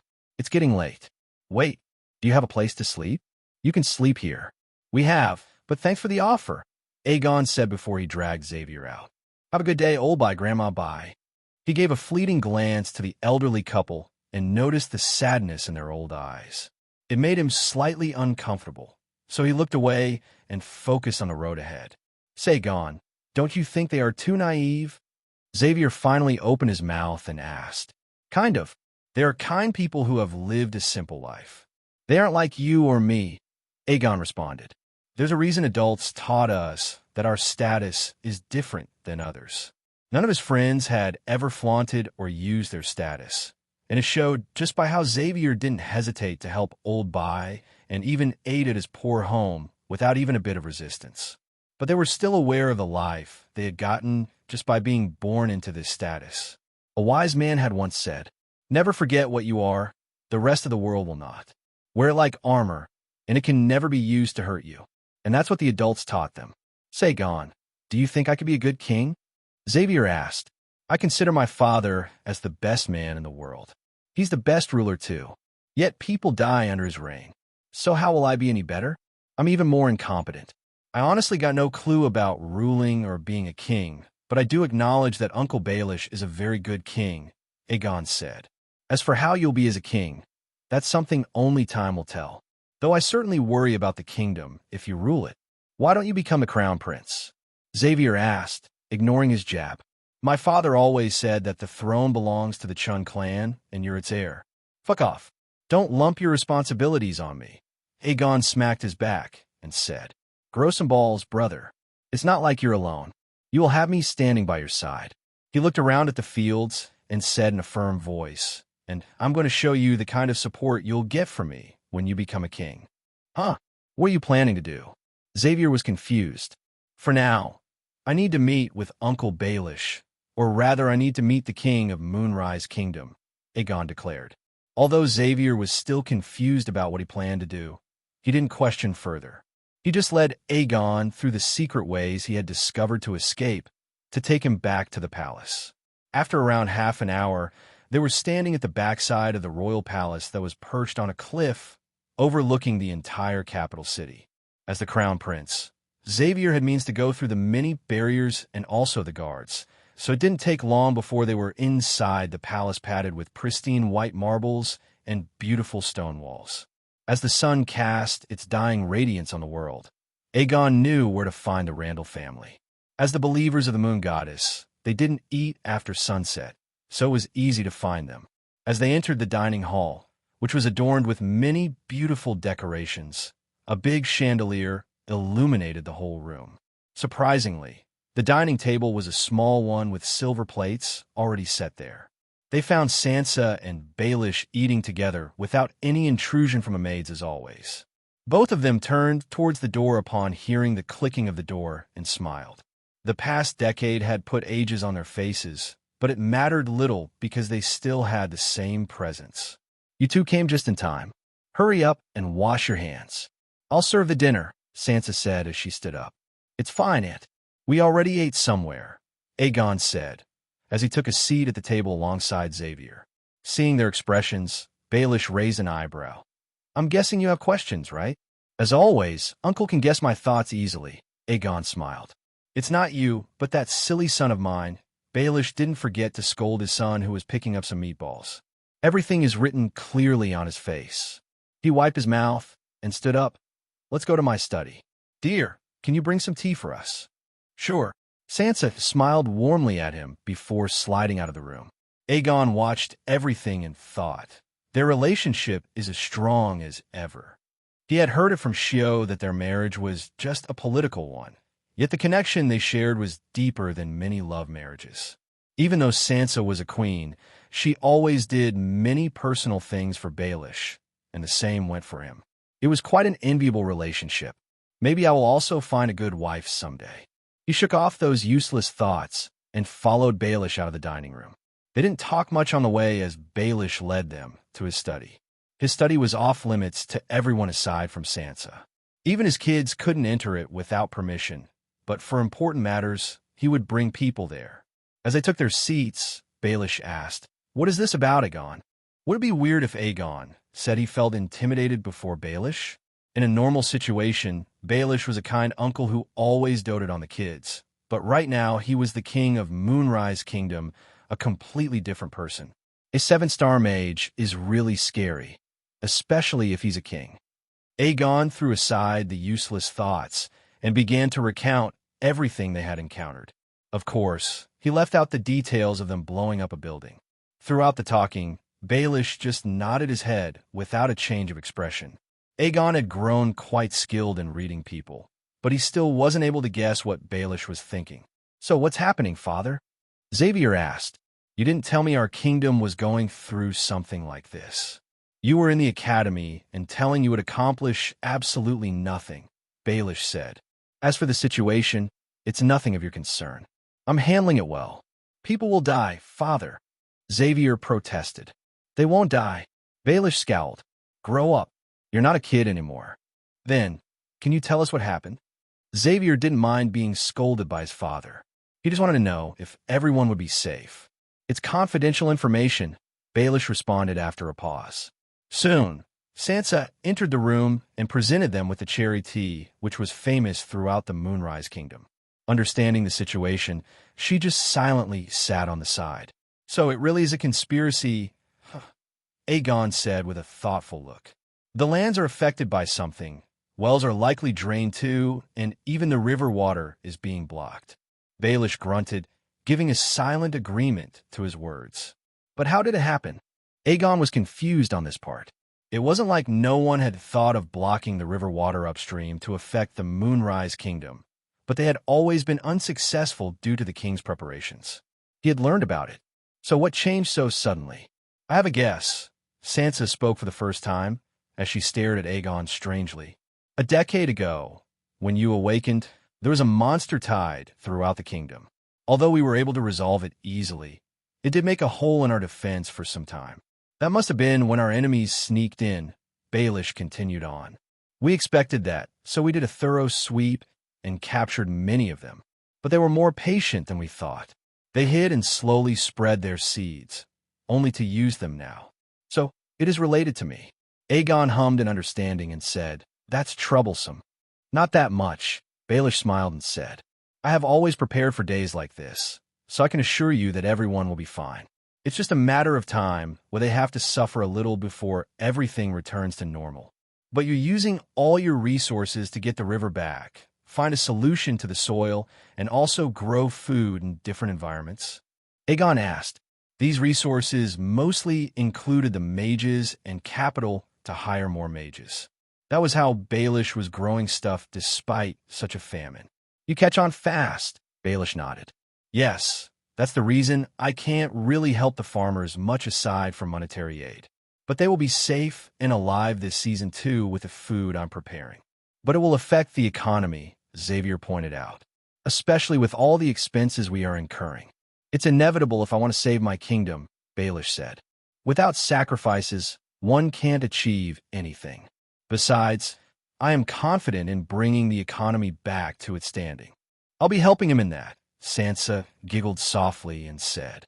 "So, really, there's nothing for you kids to worry about. We will handle it." "It'll take months," Aegon muttered before asking, "What if I say we can save the kingdom without sacrificing the economy too much?" "I'm all ears," Baelish said, as the other two also stared at him with their eyes sparkling. They were well aware of the way his mind worked and how he had many things that brought convenience in life.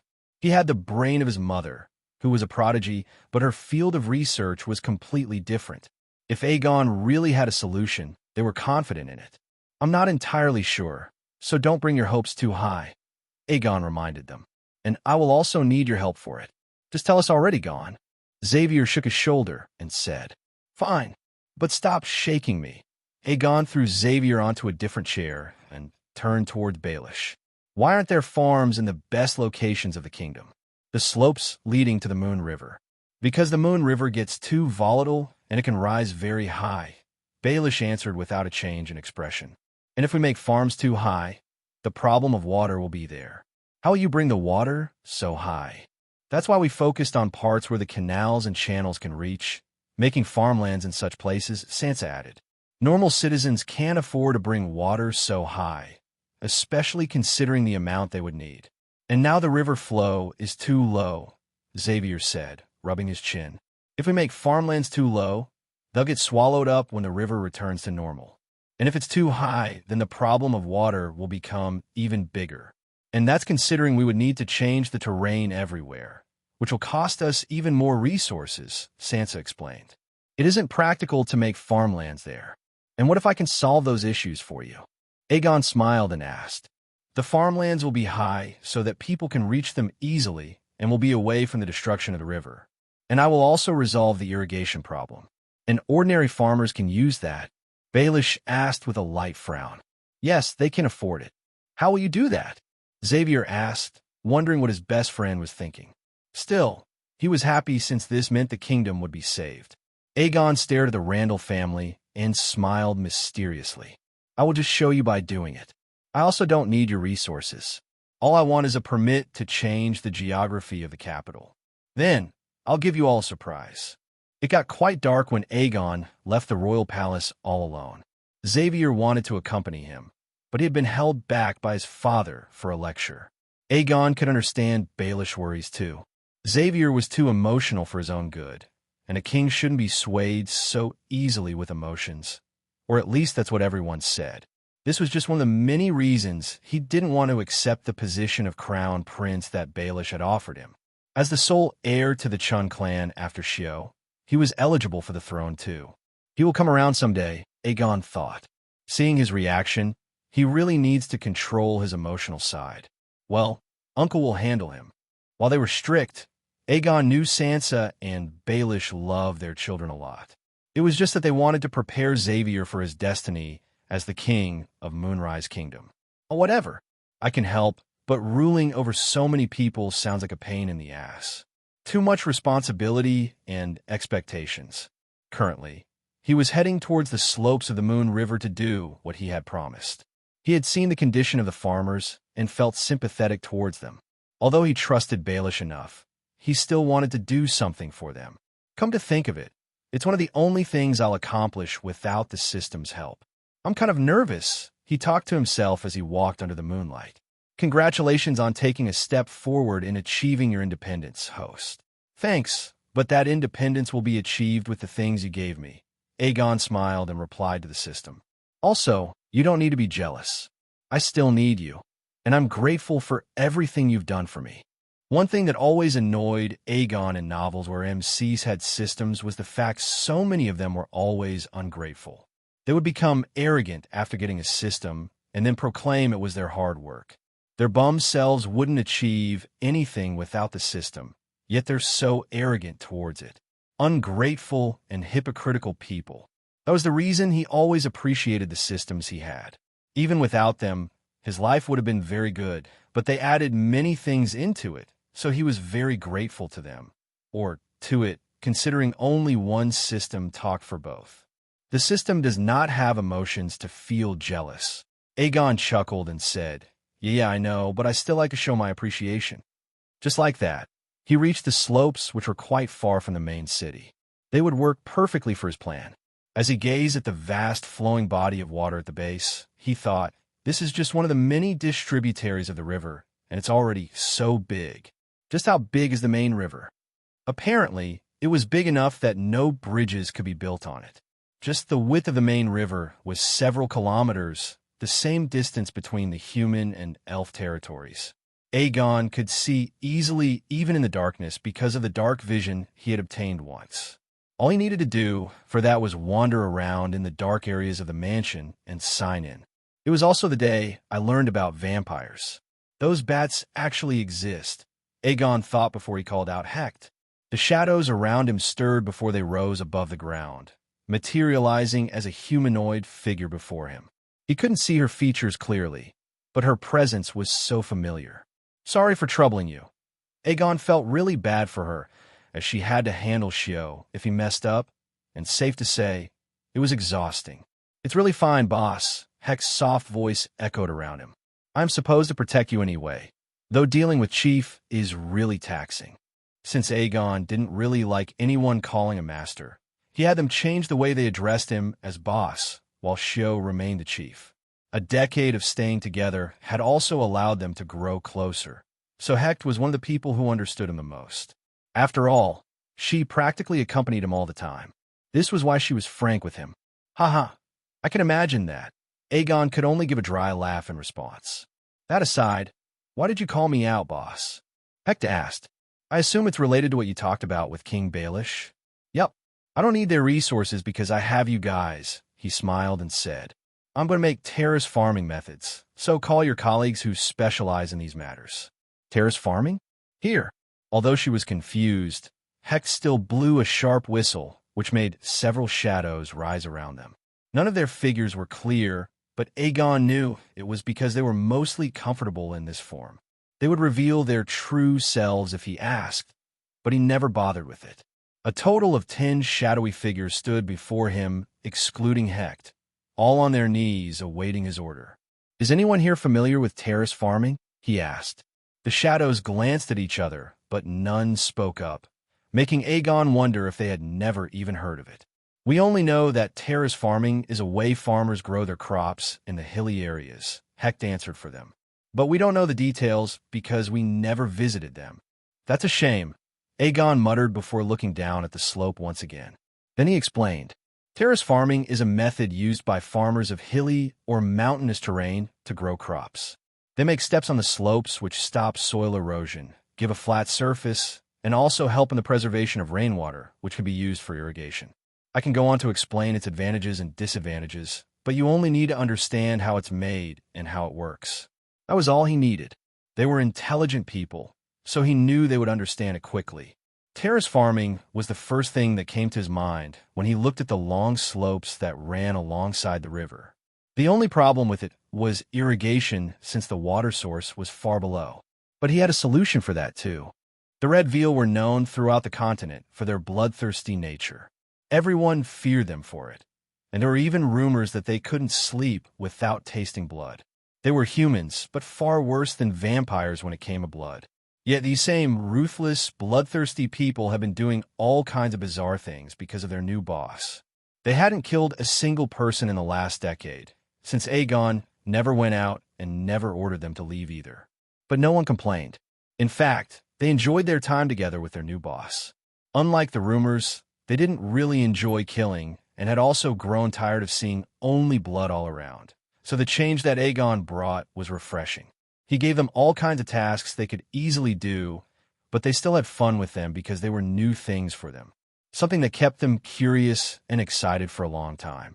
Most of those tasks were related to the construction of something, though. So, the Red Veal, a group who once only knew blood, were now a construction group that made all kinds of things that their boss ordered them to.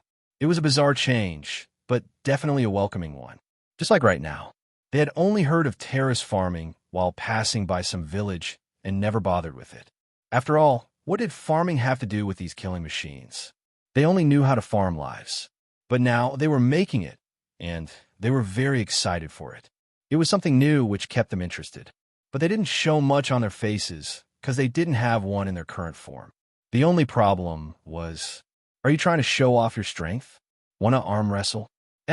Jason, one of the Red Veal members who had been called upon by Hecht for this grand task, heard the mocking voice of his boss and flinched. He slowly turned to look at what he had done and cursed himself. Damn it, why are you so soft?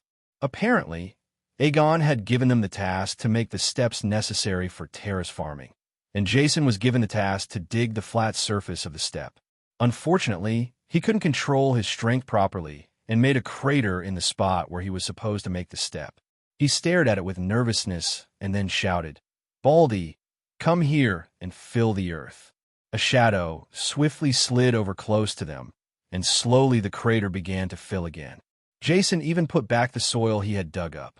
Then, he turned towards Aegon and said, Everything's under control, boss. Aegon rolled his eyes at him and said, Get back to work and do better this time. The length and width should be 60 meters and 4 meters respectively. Also, the height should be 2 meters. Aegon had spent quite some time studying the measurements needed for each step, as he wanted to make them as stable as possible, and this suited the best for this side of slope. It would differ from place to place, so he would need to measure and calculate again. But for now, he hoped these people would remember his words. As Jason got back to work, Aegon went over to check how others were doing, and, just as he expected, one of them had messed up just like Jason. He face-bombed and reprimanded them before leaving them to their work. He had other things to do too. On the top, he found Hecht waiting for him with many rocks around her. She seemed confused, so she asked upon seeing him, "Boss, are these for borders?" "Yup," Aegon nodded and said, as he picked up a rock.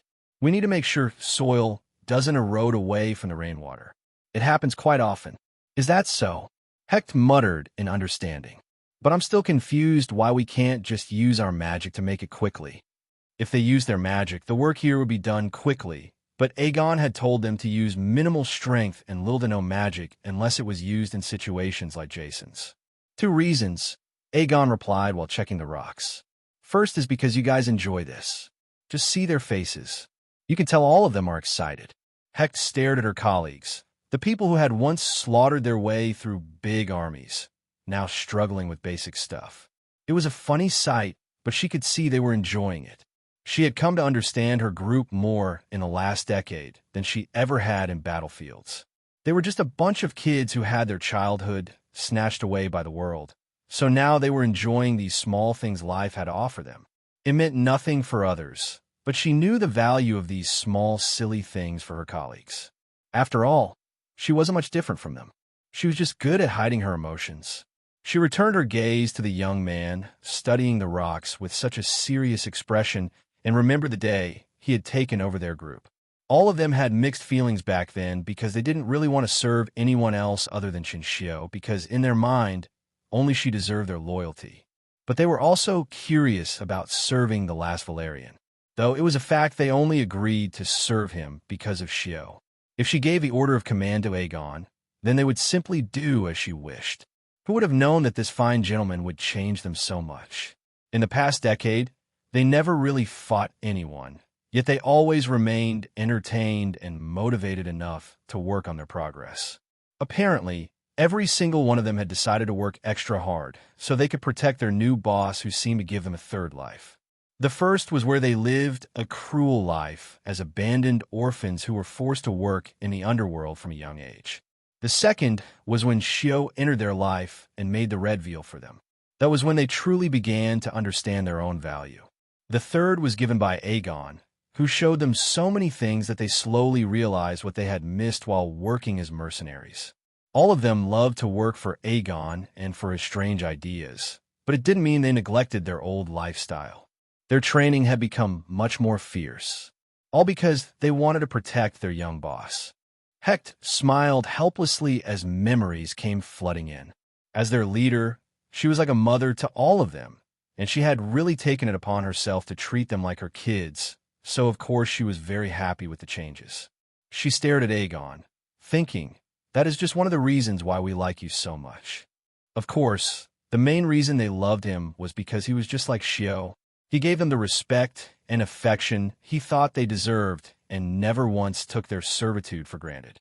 Even though he scolded them from time to time, everyone knew that he was very sincere and open about his feelings for them. How could they not like someone like him when all of them had been love-deprived for so long? She shook off those thoughts and asked, "What's the second reason, boss?" "Quite a simple one," he answered, still looking through the rocks. "The kingdom is huge and slopes like these are common, so why not use them for farming? But we are going to make them ourselves, so we need to make sure everything can be built by ordinary people." A look of realization shone in her eyes as Hecht muttered, "So that's why you use the rocks?" "Yup. We need to make sure mages aren't needed in the construction of steps or anything really," Aegon said, turning around to face the terraces. "The digging can easily be done by ordinary people. It would just take more manpower and more time." "Wait, Jason!" Everyone flinched at his shout, including Hecht. Fortunately, she had erected a barrier around their construction site, so the voice wouldn't leak outside. Curious, she looked down to find what made him shout like that. Apparently, Aegon had decided to create the terrace in one go, so he assigned 2 people on one terrace to make the steps. The steps started from midway down to the river. It was something Aegon had calculated based on the usual water level of the Moon River before things went worse. If things returned to normal, he wanted these terrace farms to still work properly. But none of that was the reason he shouted, and it only took a second for Hecht to understand why he reacted like that. She face-bombed, or at least did so mentally. While 4 of the steps looked good side by side, the last one was clearly much different. It was very small lengthwise, but huge widthwise. The step was protruding outward like a horn. And of course, it had to be Jason who messed up. Aegon hurriedly went down and arrived near Jason in no time. He stared at the wiggling mass of shadows and asked, "What are you doing?" "Making the step just like boss ordered to," Jason said, his voice seemingly proud. "I remembered your measurements well and made this step. Is something wrong with it, boss?" "Well, guess what? It looks like the dick of this hill." Aegon smiled, but it didn't look like a smile to Jason or anyone else really. Check how others did. This was the first time Jason looked at the others, and when he did, he instantly realized his mistakes and almost wanted to bang his head against the rocks. Boss, I think I put everything in opposite," Jason said, his shadowy form stiffening as his humanoid body became more visible due to his embarrassment. He could even hear the crackles of laughter from his colleagues, which embarrassed him even further. "Should I become my mercenary self again and kill them all?" "Yeah, that seems like a better solution." Aegon glanced at the others, and they instantly shut up, going back to their work. He then focused back on Jason and began to explain everything in detail so he wouldn't mess up again this time. The only good thing was that they were quite powerful mages, so mistakes like this could be undone easily too. Hecht stared at Jason being scolded and couldn't help but let out a quiet laugh. She had known him for almost 2 decades and knew his deadly side, yet this deadly mercenary was now being scolded by a 15-year-old boy while keeping his head down. It was a funny sight considering how all of them were far stronger than Aegon, yet they all feared his anger too. It was simply because they were afraid of him getting upset over their actions. "What a cute group I have. Why did I never realize?" Hecht mused to herself. "Well, with Chief Shio around, nobody can call these bloodthirsty devils cute. What a person you are to change even these people, boss." Finally, Aegon managed to explain things well enough to Jason for him to make the steps properly this time. Just like that, they moved upwards and began to make more steps, so they looked like giant stairs leading down to the river.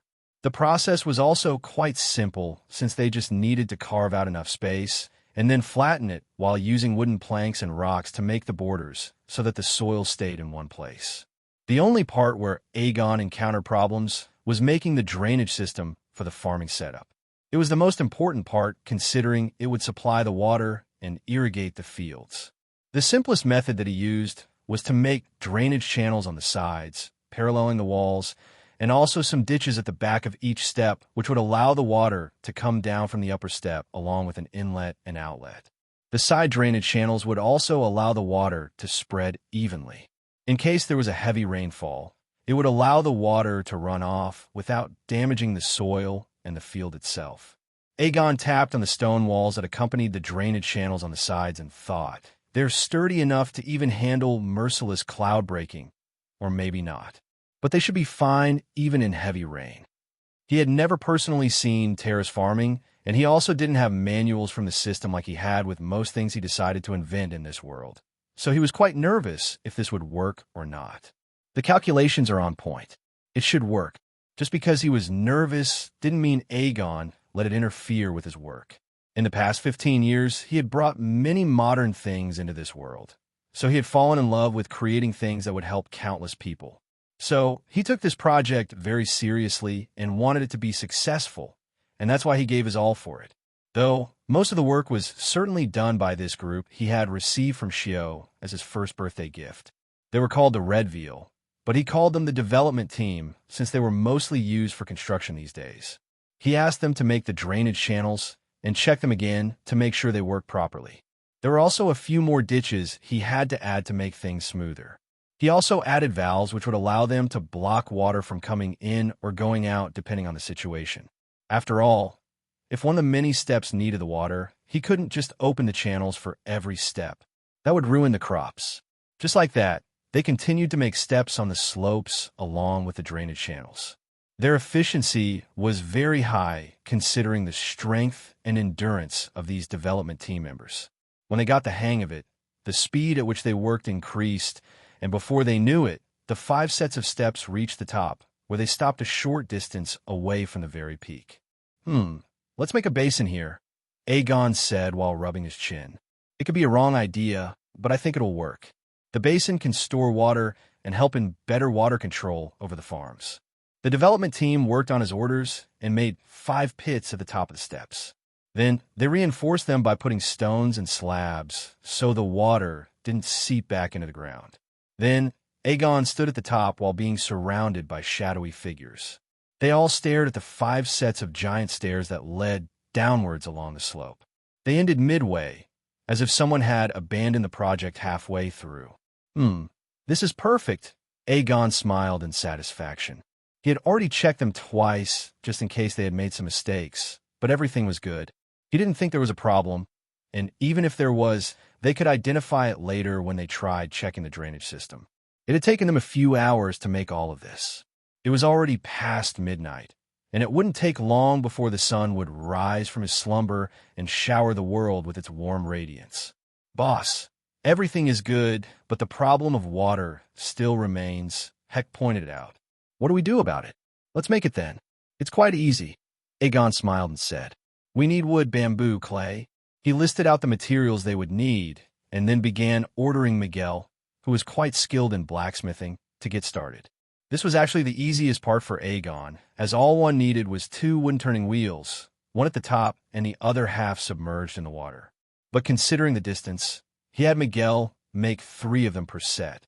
They would be connected with a long, thick rope made from water-resistant material. The same went for the wood, which was crafted from Lukewill wood, a sturdy timber from a commonly found tree in the western parts of the Moonrise Kingdom. Then, Aegon had them install several bamboo shafts that were hollow on the inside onto the rope, the upper part to be exact so it didn't hinder the rotation.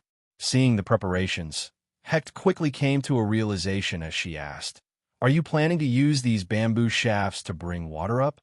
Yep, they're quite thick so they can hold a lot of water. Aegon nodded as Jason and the others began to install the bucket wheel system on the designated locations.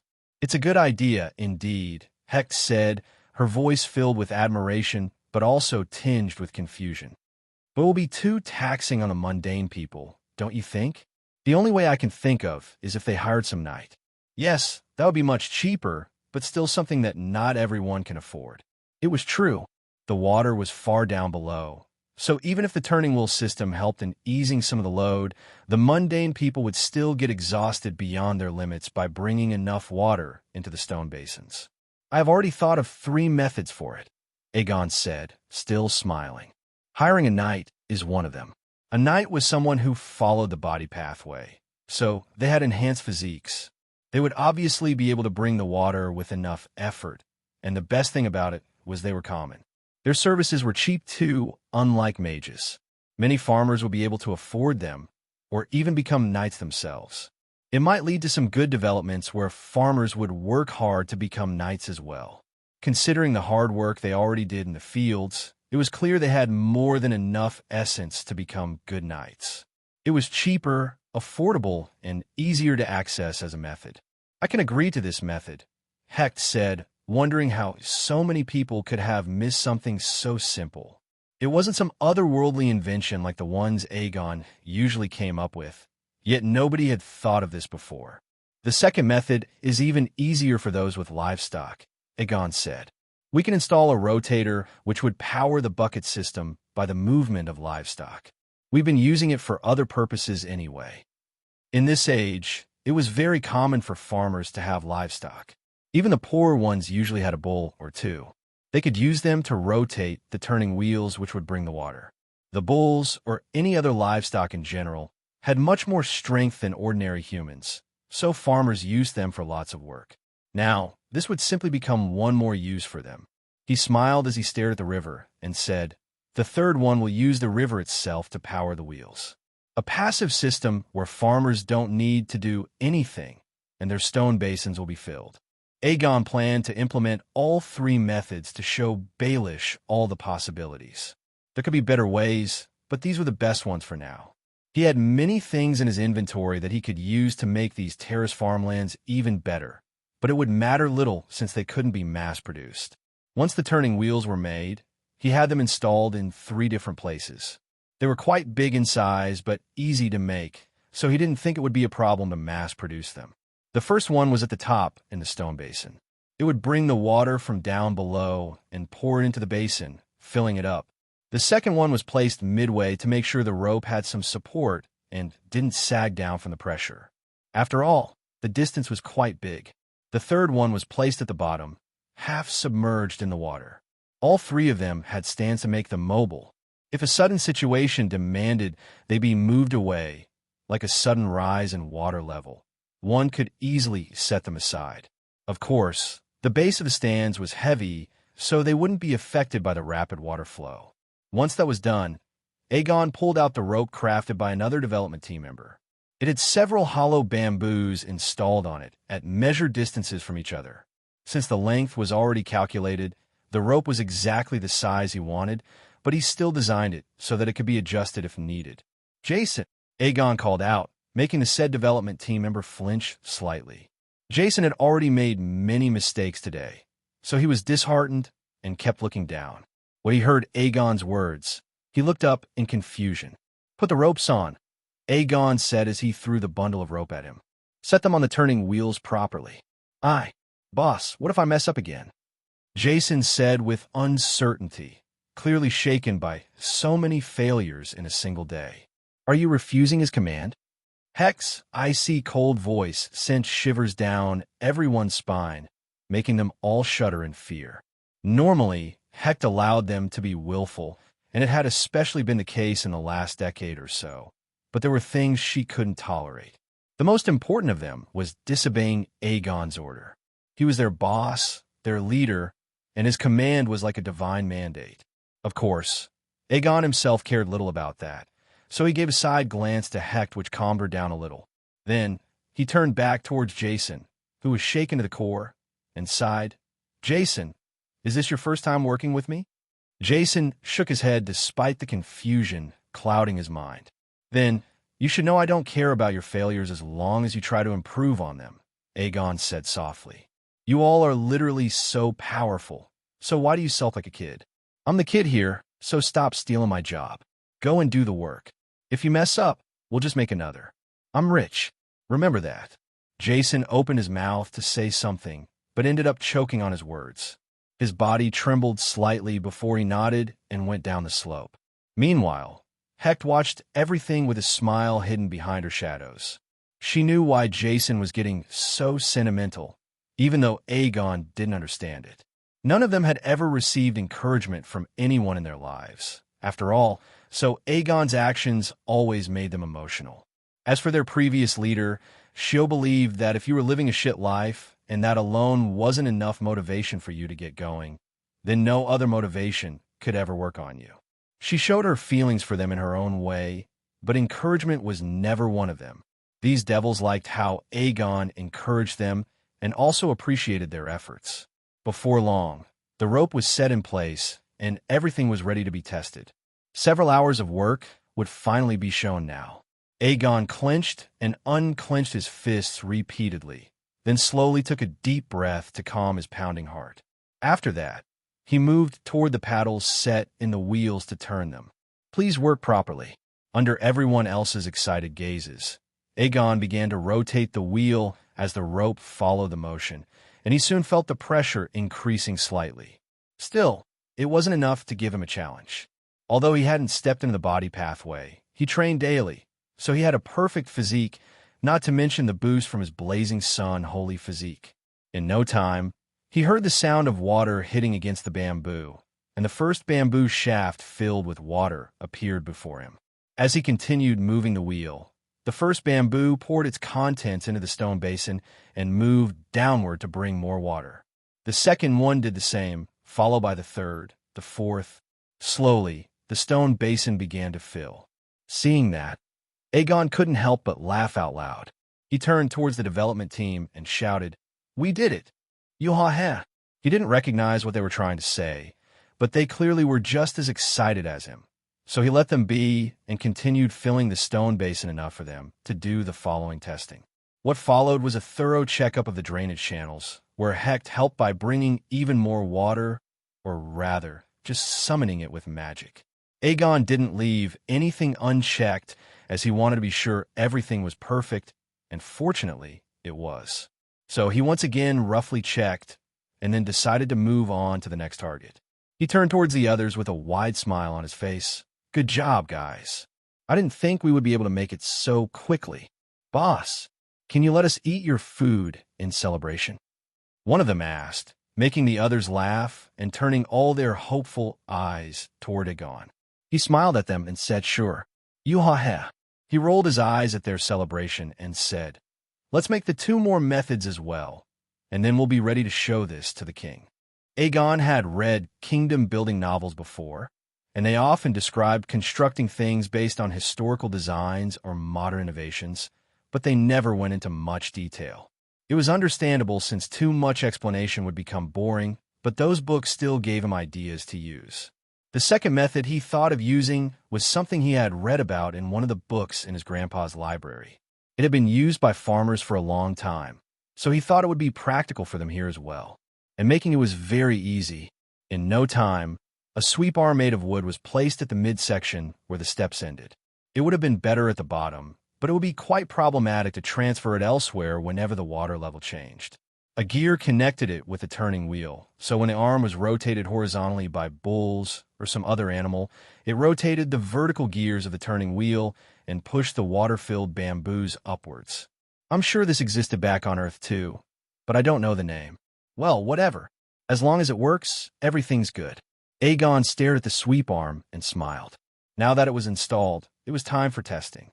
Even though they didn't have any animals with them, there were better options. "Miguel," Aegon called out as a towering, flickering shadow slid before him. He pointed at the wooden arm and said, "Make it spin." The giant shadow seemed to nod in understanding and move toward the arm. Miguel stared at the wooden arm for a moment before he slapped it. The impact made the arm spin rapidly in circles before it snapped in half. The momentum sent the wooden piece shooting through the air. The broken wooden arm landed in the clear waters of the river and drifted away with its flow. Aegon was speechless. Everyone was speechless. He took a deep breath to make sure he didn't explode and asked calmly, "Are you all allergic to control? Why can't you ever control your strength except when you're blacksmithing?" The nearby shadows stepped back, as if afraid his anger would be targeted at them next. Only Heck stayed calmly at his side. Boss, it was very soft," Miguel said with uncertainty. "You're the one who made it." Aegon rolled his eyes in exasperation. "Make another and then make it spin." "Ugh, okay," Miguel muttered before the shadows surrounding him engulfed the broken arm. The next second, they retreated, revealing a brand-new wooden sweep arm no different from the one before. Sadly, the wheel had also broken, so he had to repair that too. This time he was more careful and slowly spun the arm, making the wheel turn fast as the bamboos filled with water were pushed upwards and began pouring into the stone basin. "Yes," Aegon exclaimed, making a fist with an excited grin on his face. "2 successful ones. Now only the third remains." "It's wonderful, boss," Heck said in a slightly dazed voice, showing her admiration toward her young leader. Aegon nodded in excitement. "This alone will be enough for many, but let's make the third one anyway." "Before we make that, boss, I have a question," Heck asked. "What about the land? I don't see much of a difference here, but is this also affected by whatever is ruining the farms?" "I don't think so." Aegon shook his head and replied. "Don't ask why. I just have that gut feeling." He had the perfect sixth sense, so he trusted a lot. He had sensed something amiss when he visited the farms, but not with these slopes. They likely only attacked the farmlands and the most obvious locations for farming. Aegon smiled. "They didn't think we could build our farms here. Anyways, let's go and make the third one. Miguel, you're on." Miguel might be slow in other aspects, but his performance in blacksmithing was marvelous.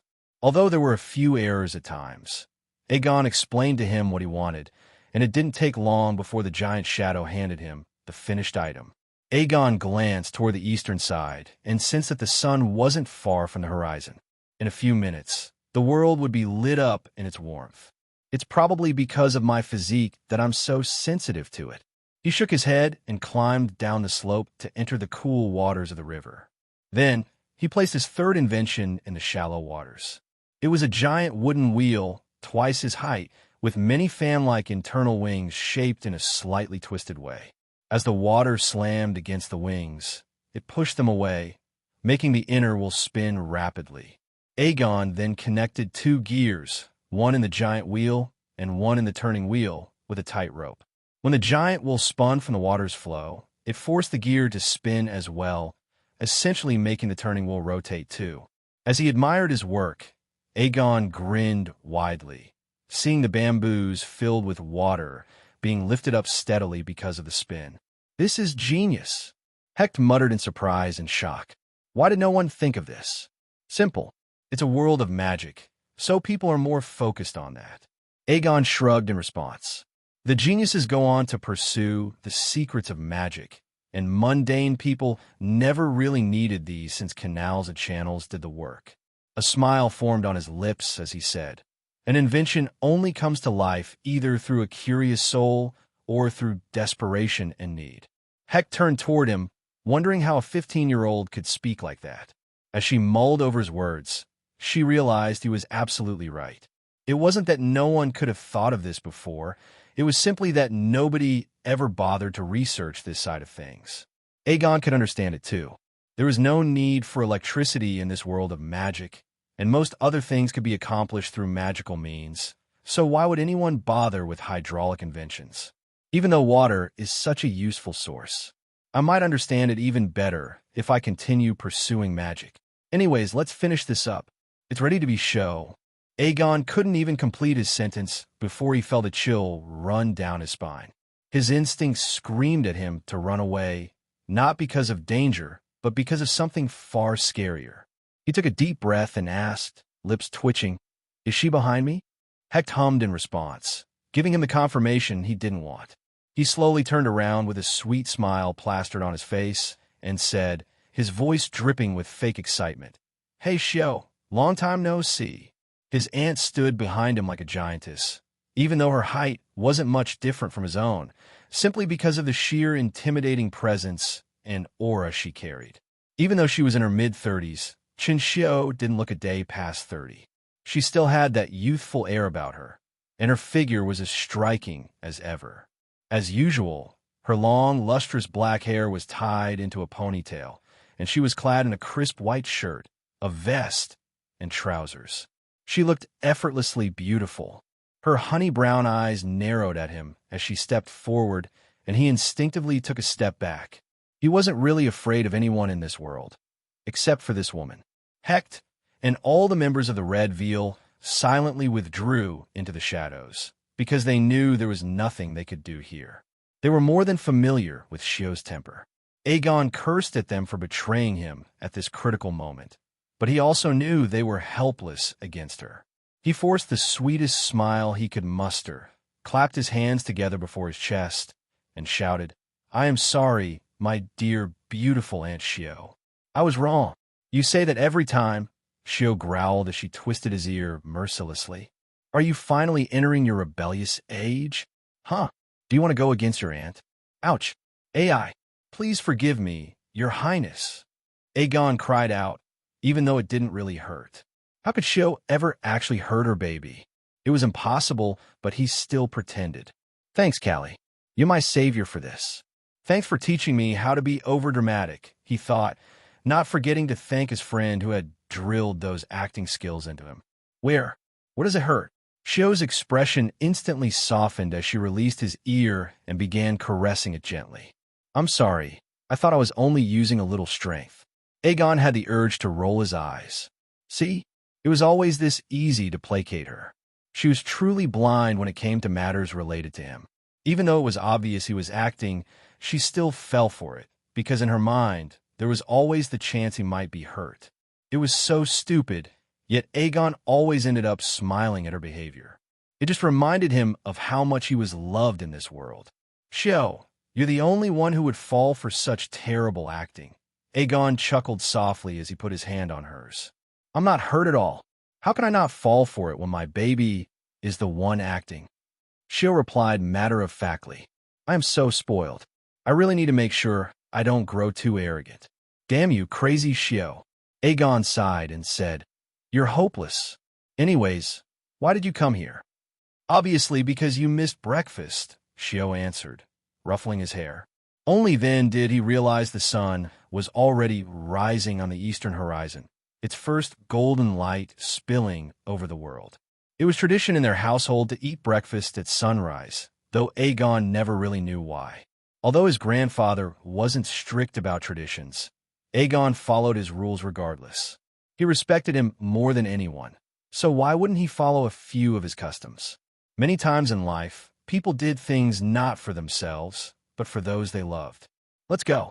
I made your favorite chocolate pancakes. Hearing the name of his favorite food, Aegon was instantly filled with excitement. He had been awake the whole night working, utterly exhausted, but now he was brimming with energy. Heck, make sure no one enters the area. I'll come back in a while, Aegon shouted, then turned to Shio with sparkling eyes. Let's go. Why are we still waiting here?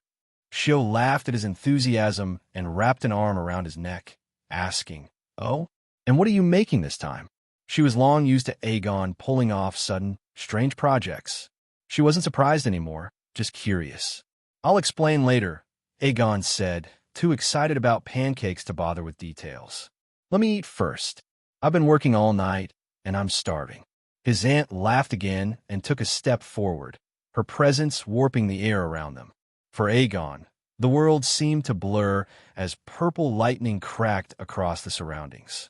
In just a few seconds, everything returned to normal, and the familiar scenery of the Mooncrest mansion greeted him. He immediately dashed inside, eyes frantically searching for the pancakes. He loved them dearly, though he knew it was because Shio made them. He didn't know how she did it, but the pancakes she cooked were always so delicious they left him euphoric. Now, he just wanted to eat them all. Meanwhile, Hecht materialized in her shadowy form after sending Jason with Aegon. Even though she knew he was perfectly safe around Shio, one of the red veal was always assigned to accompany him. As she waited, she sensed movement outside the transparent barrier she had erected earlier. Only someone like Shio could pass through it effortlessly. She went to check the disturbance since they were Aegon's acquaintances. As she stepped beyond the barrier, she found 3 people standing there with puzzled looks on their faces. She knew them well. The royal Randall family of Moonrise Kingdom, King Baelish, Queen Sansa, and Crown Prince Xavier. They had come to inspect the area since Aegon had promised his work would be done in one night. But when they arrived, they had been forced to stop as Baelish detected the barrier. He could have forced his way through it, but he knew the consequences of that would not be pleasant. "You cannot pass through," Hecht declared in her icy voice, not the tone she used around Aegon, but the one she reserved for outsiders. "Did Aegon tell you this?" Baelish quickly understood the situation. "Boss will be here soon," Hecht said curtly before withdrawing back into the barrier. Baelish's expression twisted into a strange look as he muttered, half to himself, "I'm probably the first king who isn't allowed to enter his own territory." Food was sacred to Aegon in both of his lives. Due to his poor health condition in his previous life, he wasn't allowed to eat normal food, though there were definitely exceptions. And those exceptions made food one of the most important things for him.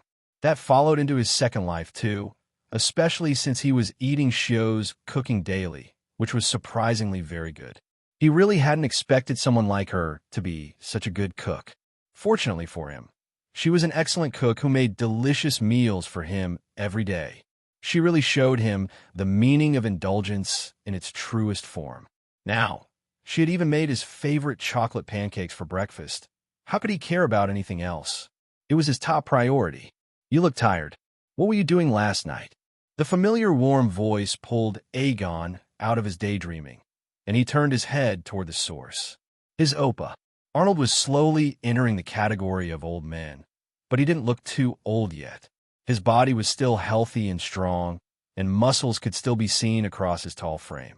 But there was always exhaustion in his eyes, as though his life was flickering like a fading candle within those jet-black irises. It always worried Aegon, but there was nothing he could do to help.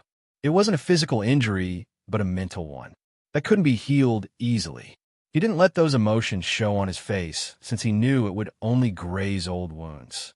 Instead, he simply answered, "I did make some very good things, though nothing particularly special or new.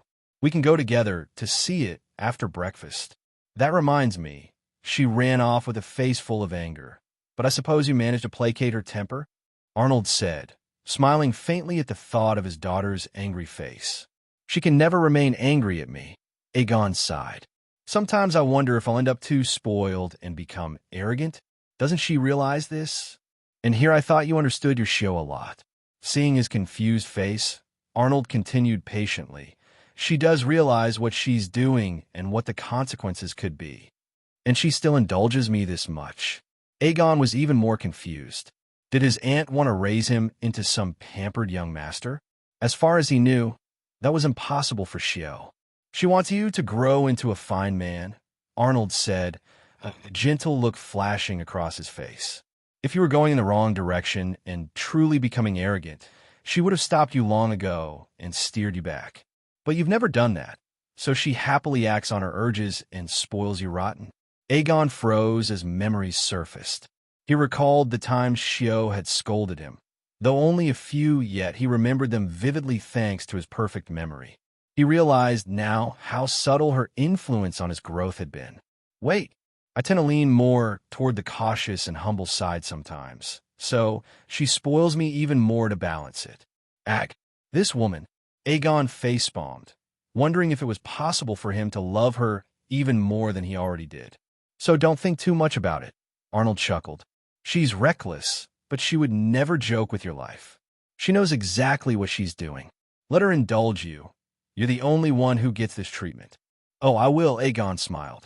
He had never once stopped Shio, even though she could go over the top at times and cause him some annoyance. He liked how she pampered him, always with that wide smile on her face. Pancakes incoming. With a shout, Shio entered the dining room carrying a tray full of fluffy pancakes.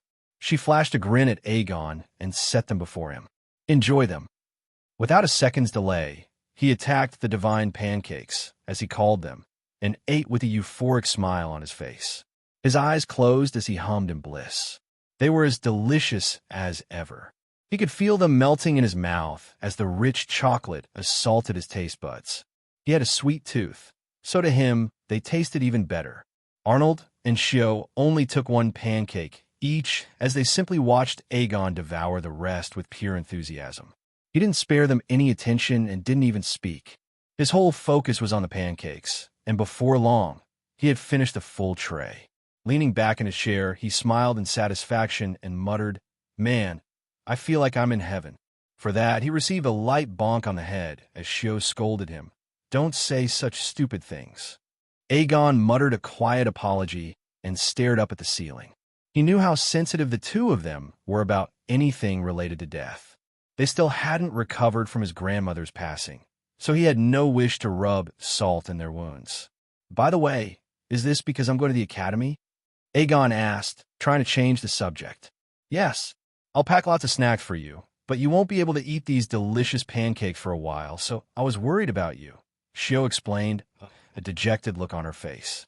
"I want to go with you, but who will take care of our elder old then?" "I can take care of myself very well." Arnold snorted in displeasure at that nickname. "Also, she's not going with you because she wants you to grow independently. We've caged you since your birth, so it's time you experience the world on your own." "Why would you put it like that?" Aegon frowned as he wiped his mouth. "I enjoy every second of my time here. If I didn't want to explore the world, I would have stayed here with you too happily. But you do want to explore the world, so you need to live by yourself," Arnold explained calmly. "Besides, I know very well how good my family's upbringing is, so I don't want to give you just that alone. You grew up fine, but you need to see the world as well." Aegon definitely disagreed with him. Even though Shio had only been in her early 20s when she adopted him, she had raised him far better than anyone else ever could, and the same went for Arnold. Although Arnold didn't actively play a direct role in his life, he stood as the strongest pillar of support behind him. "Are you two not coming with me because of my biological parents?" Aegon didn't care much about his biological parents since he had never even seen them. They were simply the people who had brought him into this world, and for that, he was grateful, but that was it. Whatever had happened back during his birth had driven a wedge between his Oppa and his parents. He even remembered how disappointed his grandmother had been with his father and how his father had repeatedly apologized for something. He really didn't know what had happened back then or who was in the right or wrong, but it didn't matter to him. He would always take his Opa's side. But he also knew that being separated from his own son had hurt his Opa deeply, and that knowledge made him conflicted. That was why Aegon never bothered to try to learn the full truth about the events of his birth. It wouldn't change anything, so he didn't want to hurt either side further. But he wanted to ask now because of his own plans.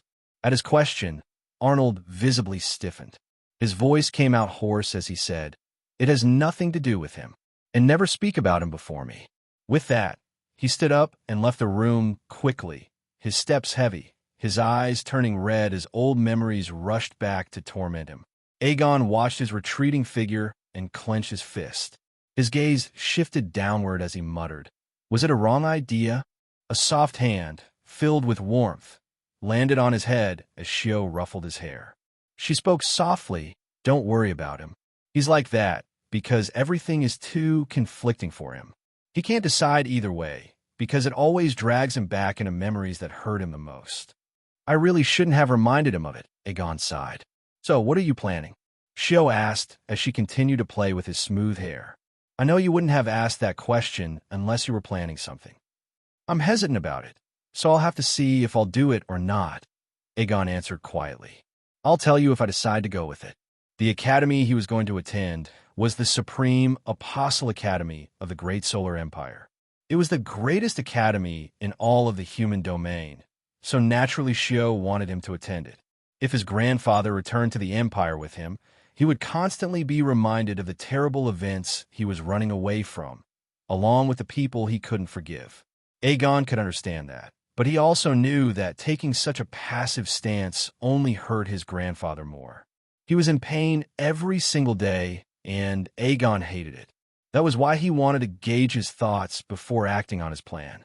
"As I said, don't think too much about it," Shio said, moving to sit beside him before wrapping her arms around him in a warm hug. "Your father is his only son, but at the same time, he also became the reason for the death of the most important person in his life. Yet, your Opa knows he can't just blame everything on him alone. He blames himself, too." Aegon couldn't argue with that. He had seen the self-blame in Arnold's eyes before. Even after 15 years, he still can't let go of that conflicting feeling. Shio sighed, her voice heavy.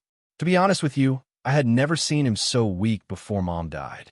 It was as if the reason for his life had been torn away from him." She bit her lip, her voice stuttering as she continued. "If it weren't for you, Aichi wouldn't have continued living. The thought of him leaving still scares me to this day." Aegon's heart trembled at her words. He didn't even want to imagine his Opa gone from his life. He didn't think he could handle it. The pillar of support he always relied on gone. The mere thought made his chest tighten. His feelings resonated with Shio's own. Just imagining it shook him to the core. That dying flame, I'm the fuel keeping it alive, he thought, once again realizing just how much he truly meant to them. "Also, don't ever blame yourself for what happened back then," Shio said, her voice softer than ever, almost like a whisper. "I know how this self-blame runs in your bloodline, but don't let it consume you. My mom would be furious if you did. Actually, I'm sure she would smack Dad if she were here." "She used to beat him?" Aegon asked, honestly surprised. "Not really," Shio chuckled faintly, "but they did have a lot of fights. My mom was the bravest person I've ever seen. She chose to exchange her life for yours. It was her decision. So, cherish your life even more." "I will. My life isn't mine alone," Aegon mumbled. After a pause, he thought of something and asked, "Can I ask you something? If it's related to your parents, then please be lenient on my poor heart." Shio chuckled, trying to lighten the mood. "Without going into details, tell me, how is he as a person?" Aegon asked carefully.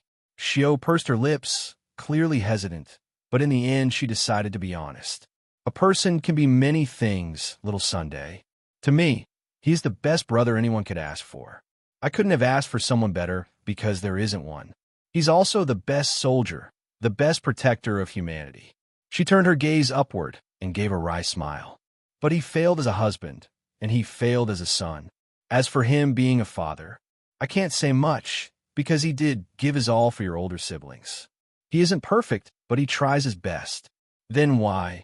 Aegon didn't complete his sentence.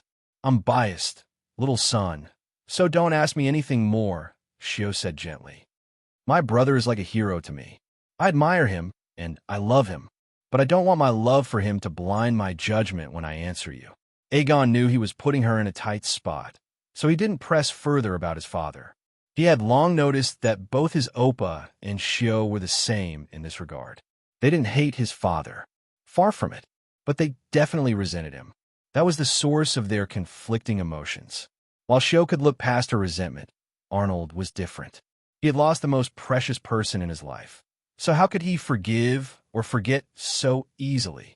One more question, Aegon said quietly. What about my mother? What was her fault? Aegon knew a few things about his father, since he had been present during the incident at Windcloud Pavilion. But it was the opposite when it came to his mother. He didn't know anything about her. He didn't even know her name.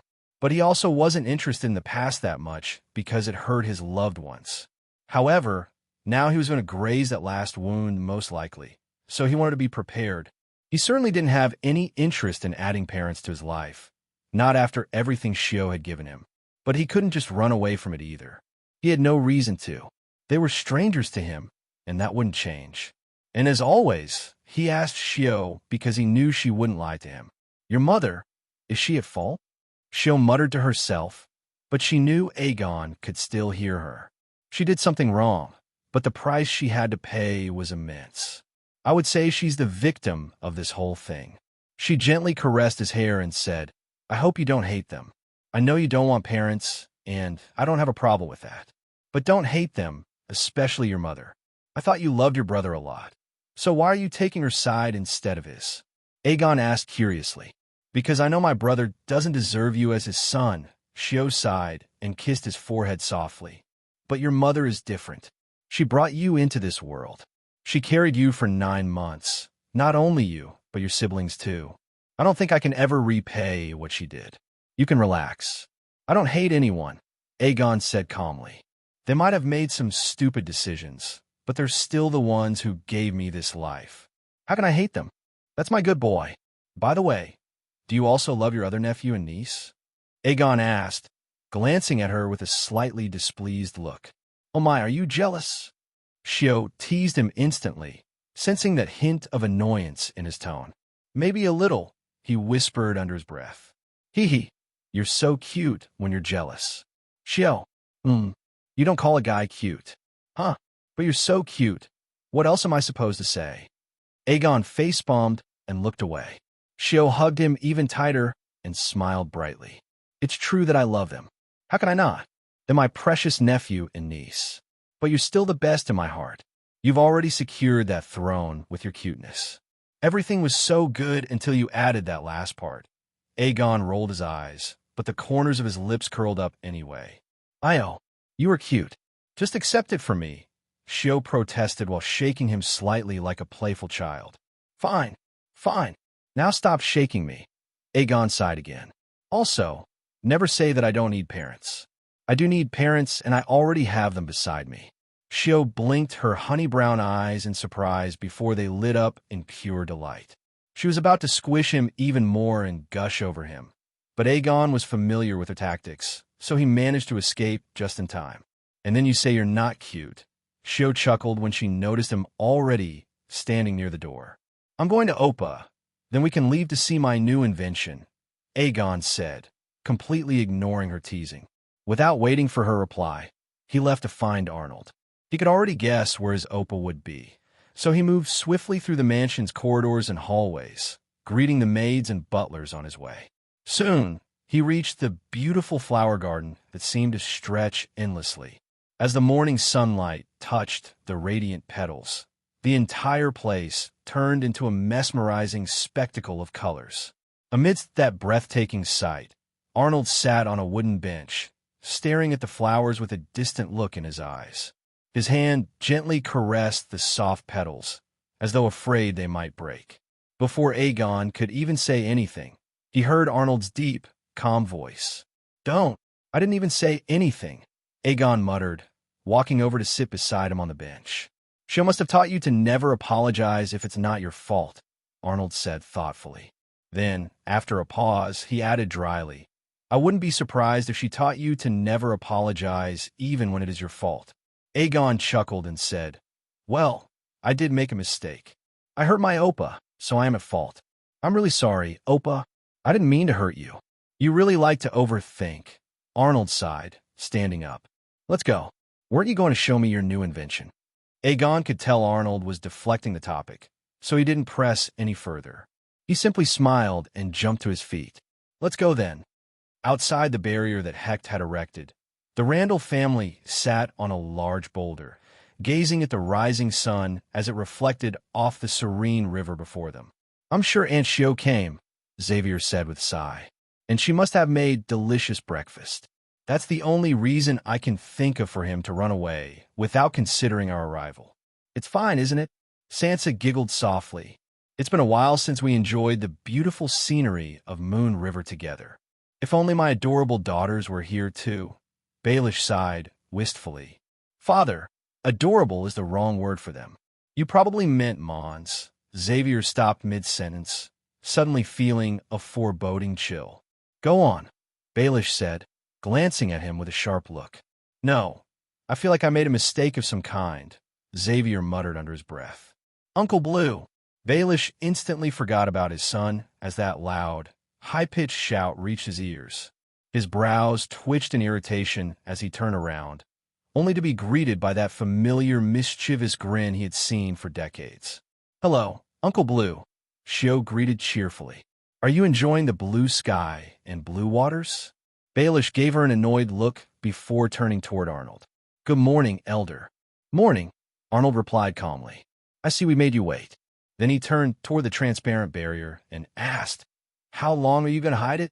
As Hecht slid out of the barrier, she replied in her icy, composed tone, As long as Boss doesn't withdraw his orders. Just do it, Aegon said as he arrived with Arnold. Everyone's here already anyway, though keep the civilians away. Understood, Hecht responded immediately,